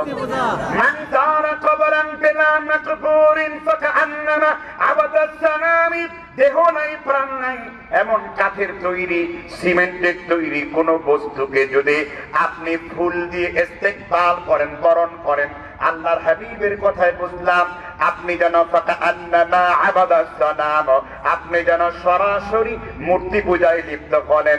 এবার আপনি বলেন, আপনি যদি মূর্তি পূজায় লিপ্ত হয়ে আল্লাহকে পাইতে চান, আপনি কি আল্লাহকে পাবেন নাকি আপনি জান্নাত থেকে বের হয়ে যাবেন? আপনি কি ঈমানে থাকবেন নাকি ঈমান ফুটফুস করে বের হয়ে যাবে? আপনি নামাজ পড়ে কি লাভ হবে, রোজা করে কি লাভ হবে, যাকাত দিয়ে কি লাভ হবে, দানবীর হয়ে কি লাভ হবে? আপনি যদি আল্লাহর সাথে শিরক করেন, জোরে বলেন ঠিক কিনা? কি লাভ হবে? আমি বলি নাই, বলেছে মুহাম্মদ সাল্লাল্লাহু আলাইহি ওয়াসাল্লাম। কথা কি ক্লিয়ার? বুঝতে পেরেছেন তো? এই শিরকটা আমাদের দেশে চলে। এগুলো হলো এমন শিরক যেগুলো অপবিত্র। আমাদের কাজ হলো পৌঁছে দেওয়া, সালাফদের কাজ হলো হাদিসের অনুবাদ কাউকে পৌঁছে দেওয়া, বাধ্য করা আমাদের দায়িত্ব নয়। আমি পৌঁছে দিলাম মাইকের মাধ্যমে, ফেসবুকের মাধ্যমে, বক্তব্যের মাধ্যমে এই এলাকার লোকদের কাছে। এখন আপনি মানবেন কি মানবেন না এটা আমাকে আল্লাহ দেখবেন না। কদ জাআকুম বাসাইর মির রাব্বিক ফামান আবসারা ফালিনাফসি, আল্লাহর পক্ষ থেকে যে সত্যের দলিল তোমার কাছে এসেছে তুমি মানুষের কাছে পৌঁছে দাও। কেউ যদি এটা মানে তার নিজের জন্য মানবে। ওমা আনা আলাইকুম বিওয়াকিল, নবী আমি আপনাকে উকিল করে পাঠাইনি। ওমা আনা আলাইকুম বিহাফিজ, নবী আমি আপনাকে পাহারাদার করে পাঠাইনি। লাস্তা আলাইহিম বিমুসাইতির, নবী আমি আপনাকে ইন্সপেক্টর দারোগা করে পাঠাই নাই। আপনি মানুষকে বাধ্য করবেন। আপনার কাজ হলো সূরা নাহলের 125 নম্বর আয়াত, উদউ ইলা সাবিলি রাব্বিকা বিল হিকমা ওয়াল মাউইযাতিল হাসানা ওয়াজাদিলহুম বিল্লাতী হিয়া আহসান। তোমরা আল্লাহর দিকে মানুষকে ডাকো, হিকমা মানে কৌশল সহকারে, আর হলো উত্তম ওয়াজ সহকারে। আর যদি তোমাদের বাহাস মুনাজারা বিতর্ক করতে মনে চায়, তোমরা উত্তম পদ্ধতিতে বিতর্ক করো, দলিল সুরে কথা বলো। যেমন আমি দলিল দিয়া, কিতাবের নাম দিয়া, আরবি ইবারত বলে আমি হাদিসের অনুবাদ করে দিলাম। এখন দেখি তো কোন মায়ের বেটা এই কথাকে কি রদ করতে পারবে? আমাদের মুসলমানের ঈমান থাকা পর্যন্ত আমরা কেউ আমার হাবিব সাল্লাল্লাহু আলাইহি ওয়াসাল্লামের বিরোধিতা করার কোন শক্তি আমাদের নাই, আছে নাকি? মুমিনদের বৈশিষ্ট্য আল্লাহ তাআলা বলেন আমার হাবিবের হাদিসের ব্যাপারে, আমার রাসূলের জীবদ্দশার ব্যাপারে সূরা নিসার 69 নম্বর আয়াতে বলেন ওয়াকাদ সাল্লাইতা ওয়া ইউসাল্লিমু তাসলিমা। আল্লাহর হাবিব যদি শরীয়তের ব্যাপারে কোনো ফতোয়া দেন, কোনো ফয়সালা দেন, মুমিন তার শিরকে মাথাকে নত করে আমার হাবিব মুহাম্মদ রাসূলুল্লাহর কথাগুলো মানতে বাধ্য। আলী রাদিয়াল্লাহু তাআলা আনহু বুখারী শরীফের আসার তিনি বর্ণনা করেছেন আমার হাবিবের, আমার রাসূলের হাদিসকে ফলো করতে যে, আমার নবীর সুন্নতকে ফলো করতে যে আমি কোনো মানুষের কথার দিকে ভ্রুক্ষেপ করি না। আমার জীবন একটি, আমার জীবনের সমগ্র পরিকল্পনা হলো আল্লাহ এবং তার রাসূল কেন্দ্রিক। ওমর ইবনুল খাত্তাব রাদিয়াল্লাহু তাআলা আনহু বলেন আত্তাখামু রাইয়াকুম ফালাকাদ রাআইতুনি, তোমরা কোন মানুষের মতকে প্রাধান্য দিও না। আমার হাবিব কি বলেছেন? তোমরা ওই কথার প্রাধান্য দাও। এই জন্য শিরকের সাথে, কুফরের সাথে, তাগুতের সাথে আমাদের চুল পরিমাণ আপোষ নাই। জোরে বলেন ঠিক কিনা? কোন আপোষ আছে? জি। এবার 2 নাম্বার একটা শিরক নিয়ে কথা বলবো। মনে হয় খুব কষ্ট পাচ্ছেন। যদি শিরকের কথা বলতে যে, তাওহীদের কথা বলতে যে কেউ যদি আপনার উপর ক্ষুব্ধ হয়, এতে আপনার বিজয়। এটা আপনার কি বিজয়? এটা আপনার বিজয়। ইয়া হাসরাতান আলাল ইবাদ মা ইয়াতিহিম মির রাসূলিন ইল্লা কানু বিহি ইস্তাহজিউন। এমন কোন নবী আম্বিয়া ছিল না যারা তাওহীদের কথা বলার কারণে তাদেরকে তাদের জাতিরা অপমানিত না করেছে, লাঞ্ছিত না করেছে, সূরা ইয়াসিন এর 30 নম্বর আয়াত আল্লাহ উল্লেখ করেছেন। এইবার 2 নম্বর একটি বলিষ্ঠ শিরকের কথা বলবো। বাংলাদেশের অনেক মানুষরা এই শিরকগুলো করে থাকে, হাসতে হাসতে শিরক করে, কিন্তু এগুলো বুঝে না। যেমন এখানে অনেক লোক আছে কথায় কথায় বলে আমার বাবার কসম, আমার মায়ের কসম, আমার মায়ের দুধের কসম। অনেক সিগারেট খোর, বিড়ি খায়, আর বলে আগুনটার কসম, আগুনের কসম পর্যন্ত খায়। জমিনে দাঁড়ায় আল্লাহর, এই জমিনে দাঁড়ায় বলে জমিনের কসম, বলে কিনা? কি বলেন না আপনারা? আর কেউ যদি এরকম কসম খায় আল্লাহ ছাড়া কারো নামে, কে ছাড়া? আল্লাহ ছাড়া। রাসূলুল্লাহ সাল্লাল্লাহু আলাইহি ওয়াসাল্লাম বলেছেন, এই হাদিসটি মুসনাদ আহমদ উল্লেখ করেছেন ইমাম আহমদ ইবনে হাম্বল, হাদিস নাম্বার 10030 নম্বর। রাসূল সাল্লাল্লাহু আলাইহি ওয়াসাল্লাম বলেন, وعن عبد الله ابن عمر رضي الله عنه قال قال رسول الله صلى الله عليه وسلم من حلف بغير الله فقد أشرك। কেউ যদি আল্লাহ ছাড়া কারো নামে কসম করে সে যেন আল্লাহর সাথে শিরক করে। মান হালাফা বিগাইরিল্লাহি ফাকাদ আশরাকা। কেউ যদি আল্লাহ ছাড়া কারো নামে মিথ্যা কসম করে বা কারো নামে কসম খায় সে যেন আল্লাহর সাথে শিরক করে। কিন্তু আমরা আহলুল হাদিস সতর্ক হওয়ার পরেও আমাদের অনেকেই না বুঝার কারণে আমাদের কম শিক্ষিত লোকেরা কিন্তু কথায় কথায় আল্লাহ ছাড়া অন্য কারো নামে কসম করে। আমার আল্লাহ তাআলা নিজেও কোরআনুল কারীমের ভিতরে তিনি কসম খেয়েছেন, আল্লাহ রাব্বুল আলামিনের হাবিব কসম খেয়েছেন, কিন্তু সেই কসমটা কার জন্য খেয়েছেন? ইয়াকুলু ওয়াল্লাযী নাফসি বিয়াদিহি, সেই মহান আল্লাহ তাআলার কসম, যে আল্লাহর হাতে আমার জীবন আছে, আমি সে আল্লাহর কসম করে বলতে চাই আমার আল্লাহ যেন আমাকে মৃত্যু দান করেন। ইয়াকুলু ওয়াল্লাযী নাফসি লাওয়াদিতু আন্নী উকতুলু ফী সাবিলিল্লাহি সুম্মা উহইয়া সুম্মা উকতাল সুম্মা উহইয়া সুম্মা উকতাল সুম্মা উহইয়া সুম্মা উকতাল। আল্লাহ তুমি আমাকে তাওহীদের জন্য ইসলামের রাস্তায় শহীদ করে দাও, আমি যেন আবার জীবিত হই, আমি যেন আবার তোমার রাস্তায় কতল হয়ে যাই, আমি যেন আবার জীবিত হই, আমি যেন তোমার রাস্তায় আবার কতল হয়ে যাই। সহিহ বুখারী কিতাবুল মাগাজি 4069 নম্বর হাদিসটি বললাম। তাহলে আল্লাহর হাবিব কসম খেয়েছেন, সেই কসমটা কার নামে ছিল? আল্লাহ। তাহলে কসম খাইলে কার নামে খেতে হবে? এমনকি আপনি কাবার নামেও কসম খেতে পারবে না। এই হাদিসটা উল্লেখ করেছেন ইমাম শাওকানি তার বিখ্যাত গ্রন্থ নায়ালুল আওতারের 1 নম্বর খণ্ডে 30 নম্বর পৃষ্ঠায় ঈমানের আকীদার আলোচনা করতে গিয়ে তিনি বলেছেন, তিনি স্পষ্ট করে বলেন, তিনি স্পষ্ট করে বলেছেন আল্লাহর নাম ছাড়া কারো নামে কসম খায়। কাবার ইহুদিরা বলে কাবার কসম। এবার সাহাবীগণ বলেন আল্লাহর হাবিব, কাবার ইহুদিরা কাবার কসম খায়, আমরা কার কসম খাবো? আল্লাহর হাবিব বললেন তোমরা বলো কাবার রবের কসম। তোমরা বলো কাবার কি? রবের কসম। আমরা বলবো কোরআনের রবের কসম। কার কসম? কোরআনের রবের কসম। আমরা সরাসরি কোরআনের, যদিও কোরআনের কসম করলে সালাফদের বিশাল একটা দল বলেছে কসম পতিত হবে, কারণ কোরআনটা আল্লাহর, কোরআনটা আল্লাহর সৃষ্টি, তাই না? এগুলো নাকি বেঈমান হয়ে যাওয়ার উপক্রম হচ্ছে। যে ব্যক্তি বলবে কোরআন আল্লাহর সৃষ্টি সে জিন্দেক। কোরআন আল্লাহর সৃষ্টি নয়, কোরআন আপনি আল্লাহর সৃষ্টি। মিনহা খলাকনাকুম ওয়া ফীহা নুঈদুকুম ওয়া মিনহা নুখরিজুকুম, সবার মুখস্থ আছে। যদিও এটা মরা মানুষকে আমাদের দেশে এরকম বেদাত পদ্ধতিতে বহুত সুর দিয়া মিনহা এই হাদিস লাগায় দিয়েছে, অথচ এই হাদিসের কোনো অস্তিত্ব নাই। মুহাদ্দিস কেমন লা আসলা লাহু ফিল হাদিস, এই হাদিসের কোনো অস্তিত্ব নাই। আদ-দাঈফ জিদ্দান বাতিলান ওয়াল মুনকারান, এই দলিল মিনহা খলাকনাকুম ওয়া ফীহা নুঈদুকুম যে দাওয়া, এই হাদিসের একজন রাবী হলেন আব্বাদ ইবনে কাসির, যিনি মুদাল্লিস রাবী ছিলেন, যার কারণে এই হাদিস গ্রহণযোগ্য নয়।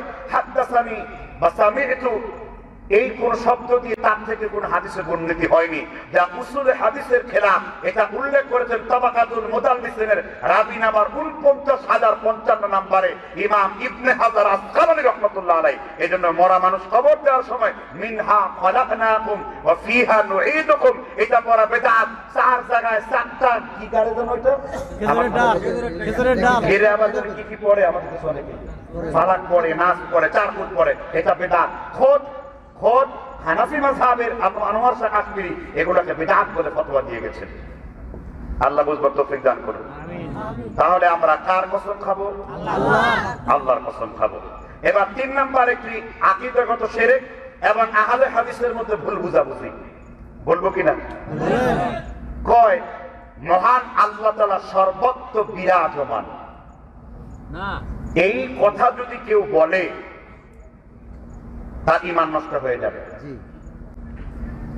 আল্লাহ তাআলা সত্তাগতভাবে সর্বত্র বিরাজমান নন। ইমাম আবি হানিফা ফিকহুল আকবার মিশরি ছাপ ৩১ নম্বর পৃষ্ঠায় তিনি উল্লেখ করেছেন, আল্লাহর বিরাজমান কথার অর্থ হলো কুদরাতান ওয়া ইলমান, আল্লাহর ক্ষমতা, আল্লাহর জ্ঞান সর্বত্র বিরাজমান। কি কুদরাতান আর কি ইলমান, ওয়াসিআ রাহমাতি কুল্লা শাই, প্রত্যেকটা বস্তুর উপরে আল্লাহর কি আছে? ওয়াসিআ কুরসিয়্যুহুস সামাওয়াতি ওয়াল আরদ, আসমান আর জমিন ব্যাপী আল্লাহর কোর্স রয়েছে। কি রয়েছে? এখানে একটা অজ্ঞতা আছে। প্রকান্তরে আমাদের এক শ্রেণীর লোক আছে যারা আল্লাহর হাত পা অঙ্গ প্রত্যঙ্গ বর্ণনা করতে যে হাতের ব্যবহার করে, যে আল্লাহর হাত দেখায়, যে আল্লাহর হাত এর মধ্যে রাখা হবে, রুটি এরকম করে লাফাবে। আস্তাগফিরুল্লাহ বলেন। ইমাম তাইমিয়া রাহমাতুল্লাহ আলাইহি তার বিখ্যাত গ্রন্থ মাজমায়ে ফাতওয়ার মধ্যে তিনি ফতোয়া লিখেছেন, কেউ যদি আল্লাহ রাব্বুল আলামিনের সিফাত বর্ণনা করতে যে হাত দিয়ে ইশারা করে, হাত দিয়ে আয়োজন দেখায়, হাত দিয়ে ইশারা করে, হাত দিয়ে দেখায় এই পাশ থেকে এই পাশে করবে, ইমাম তাইমিয়া বলেন এই ব্যক্তি জেনে বুঝে করে থাকলে সে কুফর হয়ে, সে কাফের হয়ে যাবে। আল্লাহর অঙ্গ প্রত্যঙ্গ বর্ণনা করার ক্ষেত্রে অত্যন্ত ভয়, ইত্তাকিল্লাহ নিয়ে কথা বলতে হবে, যেন মানুষ মনে না করে আল্লাহ তার হাতের মতন এরকম।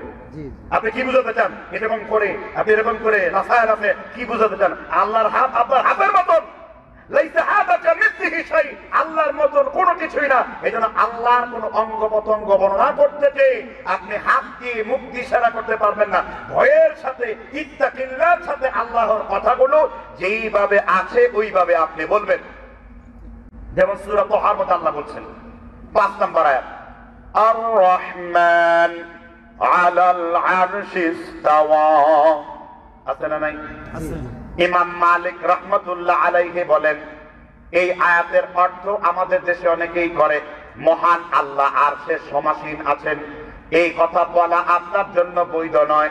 ডক্টর আসাদুল্লাহ গালিব হাফিজাহুল্লাহ তিনি স্পষ্ট করে উল্লেখ করেছেন তার গ্রন্থের মধ্যে যে আল্লাহ তাআলা আরশের উপরে আছেন।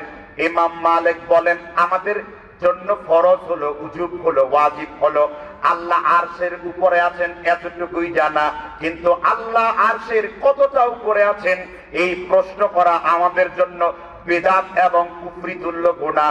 আল্লাহর যতটা উপরে যাওয়া প্রয়োজন এটা আল্লাহ আল্লাহর মতন যান, ফাআলুল লিমা ইউরিদ, আল্লাহ যা ইচ্ছা তাই করেন। আল্লাহ রাব্বুল আলামিন সম্পর্কে আমরা বেশি কথা বলতে পারবো না। কোরআনুল কারীমে আল্লাহ তাআলা সূরা বাকারার ভিতরে ১১৫ নম্বর আয়াতে বলেন, ওয়ালিল্লাহিল মাশরিক ওয়াল মাগরিব ফাআইনামা তুওয়াল্লু ফাতাম্মা ওয়াজহুল্লাহ, পূর্ব থেকে পশ্চিমে যেদিকেই তোমার মুখ ফিরাও না কেন সেই দিকে আল্লাহর ওয়াজ আছে, আল্লাহর চেহারা আছে। আল্লাহর চেহারা সেই রকম থাকার দরকার ওই রকম আছে। তার মানে পূর্ব থেকে পশ্চিম দিকে কার চেহারা আছে? আল্লাহ। বলেন কার চেহারা আছে? ইদানিং কিছু মূর্খ বক্তার আবির্ভাব ঘটেছে, এগুলো বক্তা নামের আম গাছের তক্তা। আল্লাহ এসব বক্তাকে হেদায়েত দান করুন। কিছুদিন আগে জাহেল বক্তা বলেছেন তিনি মিজানের দাড়িপাল্লা খুঁজে পান না কোরআনে, তিনি নাকি নামাজ সালাত আদায় করলে জান্নাত দেওয়া হবে এটা তিনি খুঁজে পান না। তিনি নাকি কেউ যদি একবার জাহান্নামে যায় সে আর কোনোদিন জান্নাতে যাবে না, এইটা নাকি তিনি বলেছেন যে এটা মিথ্যা কথা। কেউ যদি একবার জাহান্নামে ঢুকে সে আর কোনোদিন জান্নাতে ঢুকবে না, পুরাই মুতাজারা আকীদা। এই বক্তা সেই বক্তা যেই বক্তা কিনা বলেছে আল্লাহ সর্বশক্তিমান, এই কথা বলা নাকি শিরক হয়ে যাবে।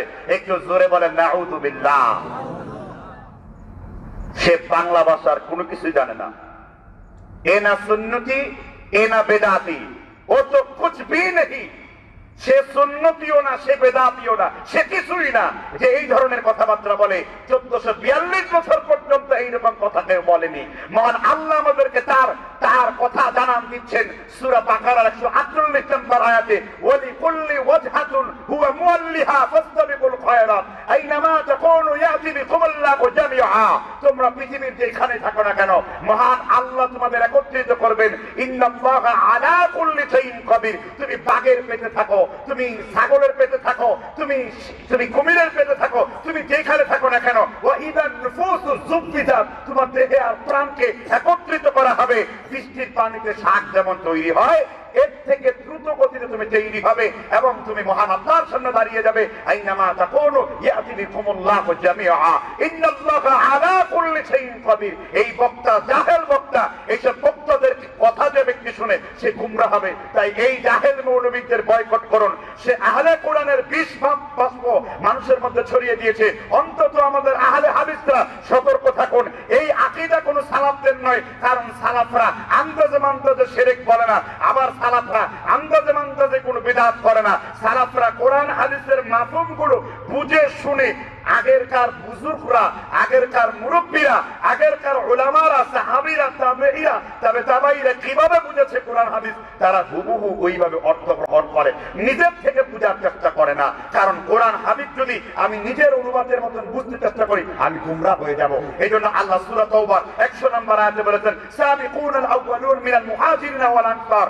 পূর্ববর্তীরাই হলো অগ্রবর্তী, এই পূর্ববর্তীরা হলো সাহাবা। এইজন্য রাসূল বলেছেন যে তিনটা করুণ হলো স্বর্ণযুগ, এর মধ্যে একটি হলো সুম্মাল্লাযীনা ইয়ালুনাহুম সুম্মাল্লাযীনা ইয়ালুনাহুম, আমার পরে সাহাবীদের যুগ, তাবিঈর যুগ এবং তাবেঈর যুগ। এই তিনটি যুগ হলো স্বর্ণালী যুগ বলেছেন মুহাম্মদ রাসূলুল্লাহ। এটা আমার দেশে মহান আল্লাহ নিরাকার সর্বত্র বিরাজমান, এই কথাটা লেখা আছে হিন্দু ধর্মগ্রন্থে বইতে বাংলাতে। ঠিক ঠিক। কোন বইতে লেখা আছে? এই আকীদা পোষণ করে লালন ফকির। নিরাকারের জ্যোতির্ময় যে আকার সাকার হইল রয়েছে, দিব্য জ্ঞানী হই তবে জানতে পাই ভবে মানুষ গুরুর নিষ্ঠাদার। লালন ফকির, লালন একাডেমি, বাংলা একাডেমি থেকে প্রকাশিত 28 নম্বর পৃষ্ঠাতে কথা লেখা আছে। তাহলে বোঝা যাচ্ছে আমাদের আকীদা হলো মহান আল্লাহ সুবহানাহু ওয়া তাআলার দান সিফাত যেই রকম হওয়া দরকার তিনি ওই রকম, এর বেশি প্রশ্ন করব না এবং এর বেশি আমরা দাওয়াও দেব না। আমরা শুধু আমাদের আকীদা ক্লিয়ার করব, যেটা সালফে সালেহিনদের আকীদা। ক্লিয়ার না ক্লিয়ার? কথা কি বুঝতে পারছেন তো? আল্লাহ তাআলা এই কুফরি শিরক থেকে আমাদেরকে রক্ষা করেন। তাহলে আমরা অলরেডি বলতে বলতে 3টি শিরক নিয়ে কথা বললাম। চতুর্থ আরেকটি শিরক বলবো কি? শুনবেন আপনারা? খুব বিরক্ত লাগতেছে? কিন্তু কিছু লোক মাহফিলের মধ্য থেকে হঠাৎ 2-1 উঠে যাচ্ছে, উঠা যাবে না, তার পা ধরে ফেলুন, এখানে বসিয়ে ফেলুন। কারণ যখন কোরআন এবং রাসূলুল্লাহ সাল্লাল্লাহু আলাইহি ওয়াসাল্লামের বিশুদ্ধ হাদিস পড়া হয়, এখান থেকে উঠে যাওয়া মানে হলো আপনি চরম আকারের দৃষ্টতা দেখিয়ে আপনি অলরেডি বেয়াদবের কাতারে, আপনি বেয়াদবে আজম হয়ে গেছেন। আপনার সাথে বড় বেয়াদব আর কেউ খুঁজে পাওয়া যাবে না। এটা চরম আকারের ইহানত। যেটা বলেন ঠিক কিনা? আমি ইচ্ছা বলতেছি, আমি দলিল বলতেছি, সালাফদের বুঝ বলতেছি, তাদের কিতাবের মাফহুমিয়াত প্রচার করছি। নিজের পক্ষ থেকে যদি কোনো কথা বলি তাহলে আপনারা জুতা দিয়ে আমন্ত্রণ করবেন, কিন্তু যদি কোরআন হাদিসের কথা বলি আপনি মানতে বাধ্য, নিশ্চিত আপনি মানবেন, না মানলে আপনাকে মানিয়ে ছাড়বো আমরা। অলরেডি আপনাদের টাঙ্গাইলে জনৈক কোন এক ব্যক্তি বাহাতের চ্যালেঞ্জ দিয়ে উনি পালায় গর্তের মধ্যে ঢুকেছে। বলেছি গর্তের মধ্যে থেকে বের করব, প্রয়োজনে কোর্টে মামলা দিব, তবু আমাদের সহিহ হাদিস অধ্যুষিত এলাকায় এই বেদাত হবে না। বেটা এমন চুপ হয়েছে, শুনলাম আজকে খবর পেয়ে উনি একেবারে ডিপ ফ্রিজ হয়ে ফ্রিজের মধ্যে ঢুকে গেছে। বলছে আমি আর কোনোদিন এমনটা করবো না। আমাদেরকে সব জায়গায় প্রতিরোধ গড়ে তুলতে হবে। যেখানে বিদআতের চর্চা হবে সেখানে সুন্নতের কথা বলতে হবে। যেটা বলে ঠিক না ঠিক? এবার 3 নাম্বার একটা আকীদা। আমার পেজের ভিতরে যখন আমি বক্তব্য লিঙ্ক দিলাম, আমি সেখানে উল্লেখ করেছি শিরিক এবং কুসংস্কার নিয়ে কথা বলবো। আমার এই এলাকার লোকেরা শিরিক থেকে বাঁচতে পারলেও কিন্তু আমার দেশের অনেক পৌত্তলিক হিন্দুদের ধ্যান ধারণা আমাদের ঘরে ঘরে আছে। যেমন আপনার ছোট বাচ্চা হয়েছে, বদনজর দেওয়ার জন্য বাচ্চার কপালে কালো টিপ দিয়েছেন, বাচ্চারে নিয়ে গান গাওয়াচ্ছেন, আয় আয় চাঁদ মামা টিপ দিয়ে যা, আছে না? তাদের কপালে চাঁদ টিপ দিয়ে যা, ধান ভাঙলে কুড়ো দেব, মাছ ফুটলে মুড়ো দেব, দুধ খাওয়ার বাটি দেব, কালো গায়ের দুধ দেব, বলে কি বলে না?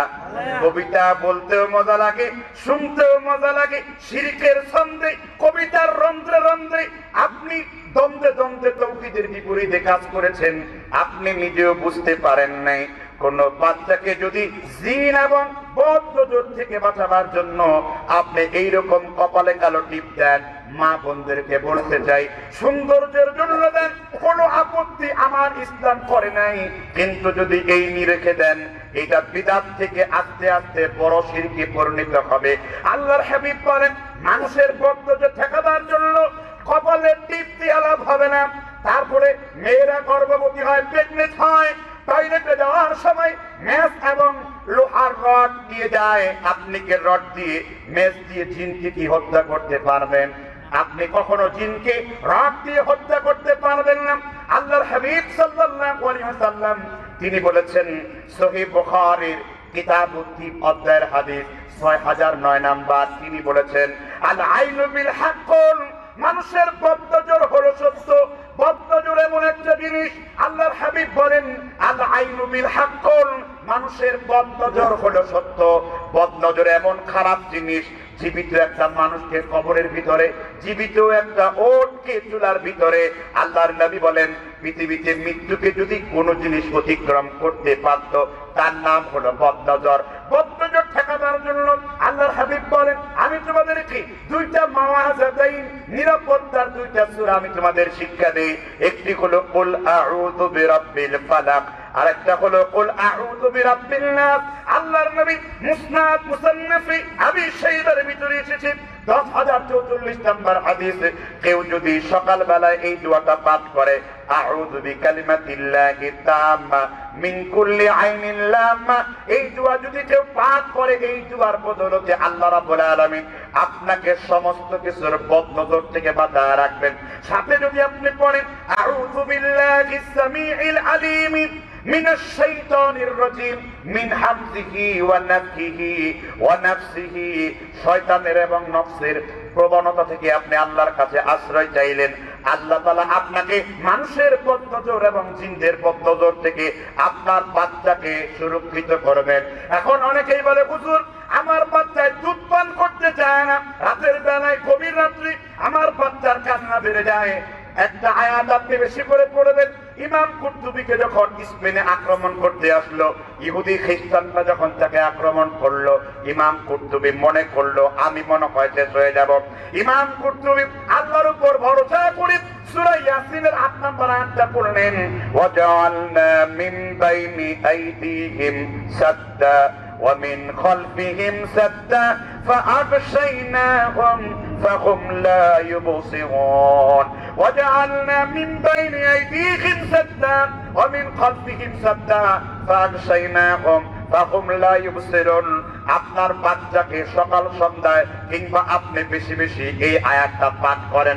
এই আয়াতটা যদি পাঠ করে আল্লাহর কাছে সাহায্য চান, আল্লাহ তাআলা শয়তানের একটা ব্রেকেট সৃষ্টি করে দেবেন। শয়তান এবং দুনিয়ার তাগুত শয়তান আপনাকে দেখতে পাবে না। এই আয়াতের বদৌলতে যদি ইমাম কুরতুবীকে আল্লাহ রক্ষা করতে পারেন, ইহুদি এবং খ্রিস্টানদের চোখের সামনে পর্দা ফেলে দিয়েছে, ইমাম কুরতুবী তাদের সামনে বসে আছে, তারা ইমাম কুরতুবীকে দেখতে পেল না। ইমাম কুরতুবী চোখ বন্ধ করে ধ্যানের সাথে বলছে, ওয়াজআলনা মিন বাইনি আইদিহিম সাদ্দা ওয়া মিন খালফিহিম সাদ্দা ফাআগশাইনাহুম ফাহুম লা ইউবসিরুন। একটু আওয়াজ দিয়ে বলেন সুবহানাল্লাহ। আমল আছে না নাই? আপনি কেন শিরকের কাছে যাবেন? এই শিরিক থেকে যেতে যেতে কবিরাজের বাড়ির দিকে রওনা হয়েছেন। অনেকেই কথা শুনতে চায় না, কবিরাজের বাড়িতে গিয়ে যান, কবিরাজের কাছে আশ্রয় চান, ফকির বাবার কাছে যান, হিন্দু কবিরাজের কাছে পর্যন্ত বিয়ে পর্যন্ত বসে, নিজের সতীত্ব পেট পর্যন্ত ভাড়া দেয়। এরা কবিরাজের বাড়িতে যেতে যেতে এমন অবস্থা হয় নিজের পেট পর্যন্ত ভাড়া দিয়ে অবৈধ সন্তান বহন করে। এমন নজিরে বাংলাদেশে আছে। আর আল্লাহর রাসূল বলেছেন, কে বলেছেন? আবার ভুলে গেছেন, আমি কার নাম বলছি? একটু জোরে বলেন, কার নাম বলেছি? রাসূলুল্লাহ সাল্লাল্লাহু আলাইহি ওয়াসাল্লাম। আল্লাহ রাসূল সাল্লাল্লাহু আলাইহি ওয়াসাল্লাম বলেছেন, হাদিস মুসান্নাফে আবি সাহেবা, হাদিস মুস্তাদরাক হাকিম, হাদিস মুজামুল কাবির তাবারানি 3444 নম্বর, আলবানী সহিহ বলেছেন, ইবনে শাকির সহিহ বলেছেন, ইমাম যাহাবী সহিহ বলেছেন, ইমাম ইবনে হাজার আসকালানী সহিহ বলেছেন, এমন ইমাম দারাকুতনি সহিহ বলেছেন, ইমাম ইয়াহইয়া ইবনে মাঈন সহিহ বলেছেন, ইমাম বুখারীও সহিহ বলেছেন। আর সহিহ দরকার আছে? রাসূলুল্লাহ সাল্লাল্লাহু আলাইহি ওয়াসাল্লাম বলেন, ওয়া আন আব্দুল্লাহ ইবনে আব্বাস রাদিয়াল্লাহু আনহু قال قال رسول الله সাল্লাল্লাহু আলাইহি ওয়াসাল্লাম, আব্দুল্লাহ ইবনে আব্বাস রাদিয়াল্লাহু তাআলা আনহু বলেন, আল্লাহর নবী সাল্লাল্লাহু আলাইহি ওয়াসাল্লাম বলেছেন, মান আতা কাহিনান বিমা ইয়াকুল তাসদিক, কেউ যদি কোন কবিরাজের বাড়িতে গেল, গণকের বাড়িতে গেল, গণক যা বলল সেটা বিশ্বাস করলো, ফাকাদ কাফারা, এই ব্যক্তি সরাসরি কাফের হয়ে গেল। সে অস্বীকার করলো আল্লাহ এবং তার নবীর উপরে যা নাজিল হয়েছে, সে পুরা বিষয়টাকে অস্বীকার করলো। এত বলার পরেও আহলে হাদিসের ভাই বোনেরা, তাবিজ কবজের জন্য কবিরাজের বাড়িতে যান, কবিরাজের পন্থা আপনি নেওয়ার চেষ্টা করেন, এগুলো যারা করে তারা টাটকা কাফের, ফরমালিন ছাড়া কাফের। কি ছাড়া কাফের? কি ছাড়া কাফের? ফরমালিন ছাড়া ফল পাকায় না আমাদের দেশে, ফরমালিন দিয়ে, ফরমালিন দেওয়ার দরকার নাই, ও এমনি কাফের হয়ে গেছে। এখন তো হুজুর বুঝি না, না বুঝলে আল্লাহ ক্ষমা করে দেবেন। যেমন সাহাবী মুআয ইবনে জাবাল এই মহামারীতে মারা গেছেন, তাউফি তামুসের মহামারীতে। এই মুআয বললেন, মরুভূমির উটগুলো আপনাকে সাজদা করে, আমিও আপনাকে সাজদা করতে চাই। আল্লাহর হাবিব মুআয বুঝতরা বুঝালেন যে মানুষের পায়ে মানুষের সাজদা করা হারাম, কিন্তু মুআযের কাছে এই শিরক এবং কুফরির ব্যাপারে জ্ঞান ছিল না, তাই মুআয এই কথা বলেছে। এই জন্য কেউ যদি না বুঝে শিরক এবং কুফর করে, আল্লাহ তার কি করে দেবেন? এখন এর সীমানা কতটুকু? আপনার জান কবজ হওয়ার আগে শিরক এবং এই কুফর থেকে, এই কুসংস্কার থেকে কি হতে হবে? বের হতে হবে। আল্লাহ তাআলা আমাদের বুঝবার তৌফিক দান করুন। এবার আরেকটি শিরক বলি, আমরা বলবো কিনা? আমরা অনেকেই বলি, আপনি কেমন আছেন? আমরা কি বলি? আলহামদুলিল্লাহ। আবার অনেকেই বলি আলহামদুলিল্লাহ ভালো আছেন। বলার পরে কথাবার্তা হলো, কথাবার্তার সাথে এলমে গায়েব যোগ করলেন। কিরকম? আপনি ভালো থাকেন, বলেন কিনা? আপনি কি করেন? আপনি ভালো থাকেন। আপনাদের লোকাল ল্যাঙ্গুয়েজটা ইউজ করলাম বোঝার জন্য। আপনি ভালো থাকেন বলে কিনা? এই যে ভালো থাকেন কথাটা বলেন আপনি, অসতর কথা বসত। আল্লাহর হাবিব আপনাকে কি শিখাইছেন? হাফেজাকাল্লাহ, হাফেজাহুল্লাহ হাদিস দুর্বল, হাফেজাকাল্লাহ হাদিস সহিহ, মুস্তাদরাক হাকিমে আছে। কাউরে বিদায়ের সময় আপনি বলবেন, মহান আল্লাহ আপনাকে ভালো রাখুন, কেননা ইলমে গায়েবের মালিক কে? আল্লাহ। ওমা তাসকুত মিন ওয়ারাকাতিন ইল্লা ইয়ালামুহা, ওমা তাসকুত মিন ওয়ারাকাতিন ইল্লা ইয়ালামুহা। আকাশের যে পাতা গাছের মধ্যে নড়তে দেখো, এই মিন ওয়ারাকাতিন ইল্লা ইয়ালামুহা, বাতাসে যে পাতাটা দোল খেলো, এই পাতার জ্ঞান পর্যন্ত আমি আল্লাহর কাছে আছে। কে বলছে? আল্লাহ বলেছেন কোরআনুল কারীমে, সূরা যুখরুফের মধ্যে আয়াতটি আছে। সূক্ষ্ম থেকে সূক্ষ্ম বিষয়ে অনেক বড় ঘটনা ঘটে যায়। সূরা সাবার 12 নম্বর আয়াত আল্লাহ তাআলা বললেন, ওয়ালাকাদ ফাতান্না সুলাইমান وألقينا على كرسيه جسدا ثم أناب। আল্লাহ তাআলা সুলাইমানকে রাজত্ব দান করলেন। সুলাইমান নবী যখন কিনা তার বিপরীত শত্রুদের সাথে লড়াই করবেন, সুলাইমান নবী বললেন আমি অবশ্যই সুলাইমান নবী 70 থেকে 100 জন বিবির সাথে মিলিত হলেন। সুলাইমান নবী বললেন আমি আজকে রাত্রিতে 100 জন 70 থেকে 100 জন মুজাহিদ তৈরি করব, যে কিনা আল্লাহ বিদ্রোহী তাগুতদের সাথে লড়াই করবে। কিন্তু সুলাইমান নবী ইনশাআল্লাহ শব্দটি বলতে ভুলে গেলেন। আল্লাহর নবী সুলাইমান তার 70 থেকে 100 জন স্ত্রীর সাথে মিলিত হয়ে গেল। হুজুর আপনি গল্প বলেন নাকি? গল্প না মিয়া, সহিহুল বুখারী তাফাসির নবীন নবীদের ইচ্ছা অধ্যায়ে হাদিসটি ইমাম বুখারী উল্লেখ করেছেন। হাদিস নাম্বার হলো 4053 নাম্বার। 1 নাম্বার কোন কিতাবের হাদিস? বুখারীর হাদিস। কোন কিতাবের হাদিস? আল্লাহর নবী সুলাইমান বললেন আমি আজকে আমার 70 থেকে 100 জন স্ত্রীর সাথে মিলিত হব, মিলিত হওয়ার পরে আমি মুজাহিদ তৈরি করব। সুলাইমান নবী ইনশাআল্লাহ বলতে ভুলে গেলেন ওয়ালাকাদ ফাতালনা সুলাইমান ওয়া আলকাইনা আলা কুরসিয়িহি জাসাদান সুম্মা আনাব। এই জাসাদান সুম্মা আনাব বিপুল সংখ্যক তাফসীরকারকরা বললেন সুলাইমান যে একাধিক স্ত্রীর সাথে মিলিত হয়েছিল, কোন স্ত্রীর গর্ভে সন্তান জন্মায় নাই। যেই সন্তানটা জন্মেছিল ওই সন্তানটা হয়ে গেল বিকলাঙ্গ, পঙ্গু, একেবারে আটিস্টিক, একেবারে প্রতিবন্ধী হয়ে গেল। জিবরাইল আলাইহিস সালাম মুখে নিয়ে বললেন সুলাইমান আপনি যদি কথা বলার পূর্বে ইনশাআল্লাহ শব্দটি যোগ করে বলতেন, আমার আল্লাহ আপনাকে ইনশাআল্লাহ বলার বরকতে আপনার 100 জন স্ত্রীর গর্ভে 100 জন সন্তান দান করত। 100 জন সন্তান নিয়ে কাফিরদের বিরুদ্ধে আপনি লড়াই করতেন। এই জন্য নবী হে আমার সুলাইমান ভবিষ্যতের কোনো কথা বললে অবশ্যই আপনি ইনশাআল্লাহ শব্দটি যোগ করে দেবেন। বুঝছেন? কাজ করলেন অল্প, কিন্তু প্রতিফলনটা অনেক সুখবী। হৃদয় স্পন্দন থেকে যা কিছু বলবেন কার জন্য? আল্লাহর জন্য বলতে হবে। আপনি কথা বলে ফেললেন যে ভালো থাকেন, উনি যে ভালো থাকবেন না খারাপ থাকবেন এই এর মেগায় আমাকে যোগ করলেন পাইলেন কোথেকে? ভবিষ্যতের মালিক কে? আপনি বলবেন আল্লাহ আপনাকে ভালো রাখুন, মুমিন কোন 7 কিছু কার সাথে জুড়ে কথা বলে? সিফাতুল্লাহি মিনাল্লাহি সিফাত, আল্লাহর রং তোমরা ধারণ করো, আল্লাহর রঙে তোমরা রঙায়িত হও। মুমিনদের ঠোঁট, মুমিনদের লিসান, মুমিনদের কলব সব সময় আল্লাহর দিকে ঝুঁকে থাকবে। এই জন্য আপনারা এই কথাগুলা সম্বোধন করবেন না।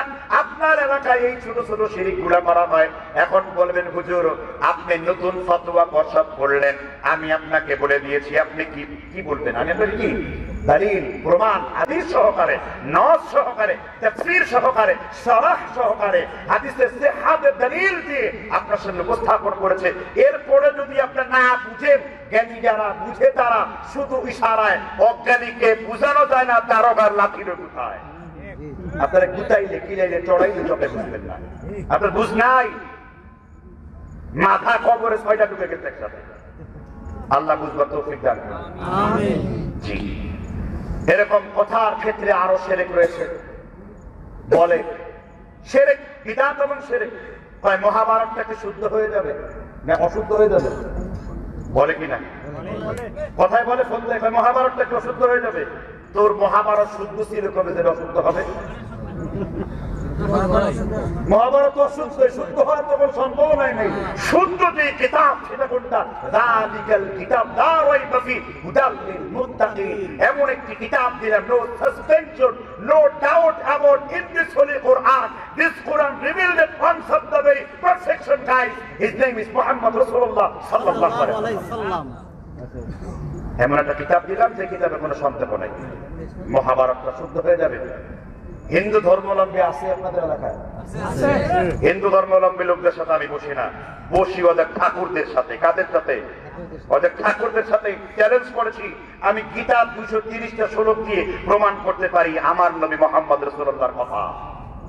গীতার কয়টা শ্লোক? গীতা, বেদ, উপনিষদ, ঋগ্বেদ, অথর্ববেদের 230 জায়গায় মুহাম্মদ সাল্লাল্লাহু আলাইহি ওয়াসাল্লামের নাম এসেছে। গীতার 30 নম্বর শ্লোকে আছে না তস্তে প্রতিমা আস্তি, ভগবানের কোন ছবি মূর্তি প্রতিমা নাই। আফসোস হিন্দুদের বইতে নাই, মুসলমান টুপিদারীরা পাইলে থেকে ওই জিয়া নামের কুলাঙ্গার ডাবল শয়তান ও পাই থেকে এসব কথাবার্তা। হিন্দুদের ধর্মগ্রন্থ অথর্ববেদের 44তম শ্লোকে লেখা আছে, একই এবং অদ্বৈতম, আল্লাহ এক এবং অদ্বিতীয়, কুল হুয়াল্লাহু আহাদ আল্লাহুস সামাদ। হিন্দু ধর্মগ্রন্থের বেদের চণ্ডীর 21 নম্বর শ্লোকে লেখা আছে, আল্লাহ আল্লাহ করণ, মোহাম্মদ করণ, মনীষা হারাম, শ্রী শ্রী জলস্বর নিস্তব্য মনসা হারাম, একই একই অদত্তম অদত্তম শ্রী নিথম্বসম জল নিশ্চব্যে মনীষা হারাম, আল্লাহ করণ মোহাম্মদ সুরণ। সুবহানাল্লাহ। লেখা আছে মুহাম্মদ সাল্লাল্লাহু আলাইহি ওয়াসাল্লাম তিনি আল্লাহর গোলাম হবেন, তিনি মরুস্তরে জন্মগ্রহণ করবেন এবং মনসা হারাম তিনি আল্লাহকে খুশি করার জন্য সাজদা করবেন এবং ঘোষণা দেবেন, আমি আল্লাহর প্রেরিত একজন গোলাম নবী। ইন কুনতুম ফি রাইবিন মিম্মা নাযালনা আলা আবদিনা ফাতু বিসূরাতিন মিন মিসলিহি। সব কোরআনের মধ্যে লেখা দেওয়া আছে, কিন্তু ওনারা তো ওনাদের ধর্মগ্রন্থ পড়ে না, পর্যাপ্ত জ্ঞানের অভাব রয়েছে। এই জন্য তারা জাতির সামনে তাদের জাকির নায়েককে নিষিদ্ধ করার কারণ হলো, জাকির নায়েকের বক্তব্য শুনে হাজার হাজার লক্ষ কোটি হিন্দুরা ইসলাম গ্রহণ করে ফেলছে। তার এই বক্তব্য শুনে মাজার ছেড়েছে, তাবিজ ছেড়েছে, কবর ছেড়েছে, পীর ছেড়েছে, অন্ধ মাযহাব পূজা ছেড়েছে। এই জন্য আর এটা সহ্য করতে না পেরে জাকির নায়েককে কাফের ফতোয়া দিয়েছে। যেই বেটা জাকির নায়েককে কাফের ফতোয়া দিবে, ওই বেটা নিজে কাফের হয়ে যাবে। এই কথা আমি বলি নাই, বলেছে মুহাম্মদ রাসূল বলেছেন, মান দাআ রাজুলান বিল কুফর, কেউ যদি বিনা কারণে কাউকে কাফের বলে ডাকে, ওয়ালাইসা কাযালিক, তার মধ্যে কোনো কুফরি নাই, ইল্লা হারা আলাইহি, তাহলে ওই ব্যক্তি নিজে কাফের হয়ে যাবে। যে ব্যক্তি নিজে কুফরি করে আর অন্য কাউকে কাফের দেখে, সে যদি কাফের না হয় সে নিজে কি হয়ে যাবে? তাহলে ভাই সব এই কথা দ্বারা সুস্পষ্ট হয়ে গেল, আমরা এই কথাগুলো আমরা বলবো না, আমরা মানুষকে কি বলবো? আল্লাহ আপনাকে ভালো রাখুন।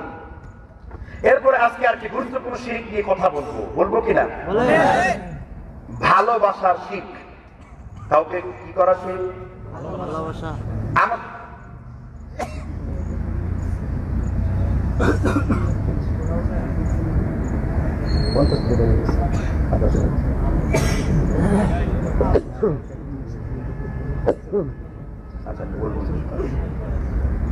খুব বিরক্ত লাগতেছে। আমি এমন শিরক গুলো বলছি যে শিরক গুলো বর্তমান সমাজের সাথে সম্পৃক্ত, বুঝতে পারছেন কিনা? আজকের যে গুরুত্বপূর্ণ শিরক হলো হুব, ভালোবাসার শিরক, হুব করা। আমরা অনেকেই বিভিন্ন আলেমদের হুব করি, আলেমরা ভুল বললেও তার ভুলটাকে সঠিক মনে করি। আলেমদের মহাব্বত করা এটা ইসলামের অবিচ্ছেদ্য অংশ, কিন্তু আলেমদের অন্ধ পূজা করা এটা ইসলাম থেকে বের হয়ে যাওয়ার আলামত। আমরা তাকলিদকে স্বীকার করি, সালাফরা তাকলিদ মা তাহকিক, আমরা তাহকিক করে কারো তাকলিদ মানে অনুসরণ করে চলি। আমরা কারো অন্ধ পূজা করি না, আমরা অন্ধ অনুসরণ করি একজন ব্যক্তি, তার নাম কি? তার নাম কি?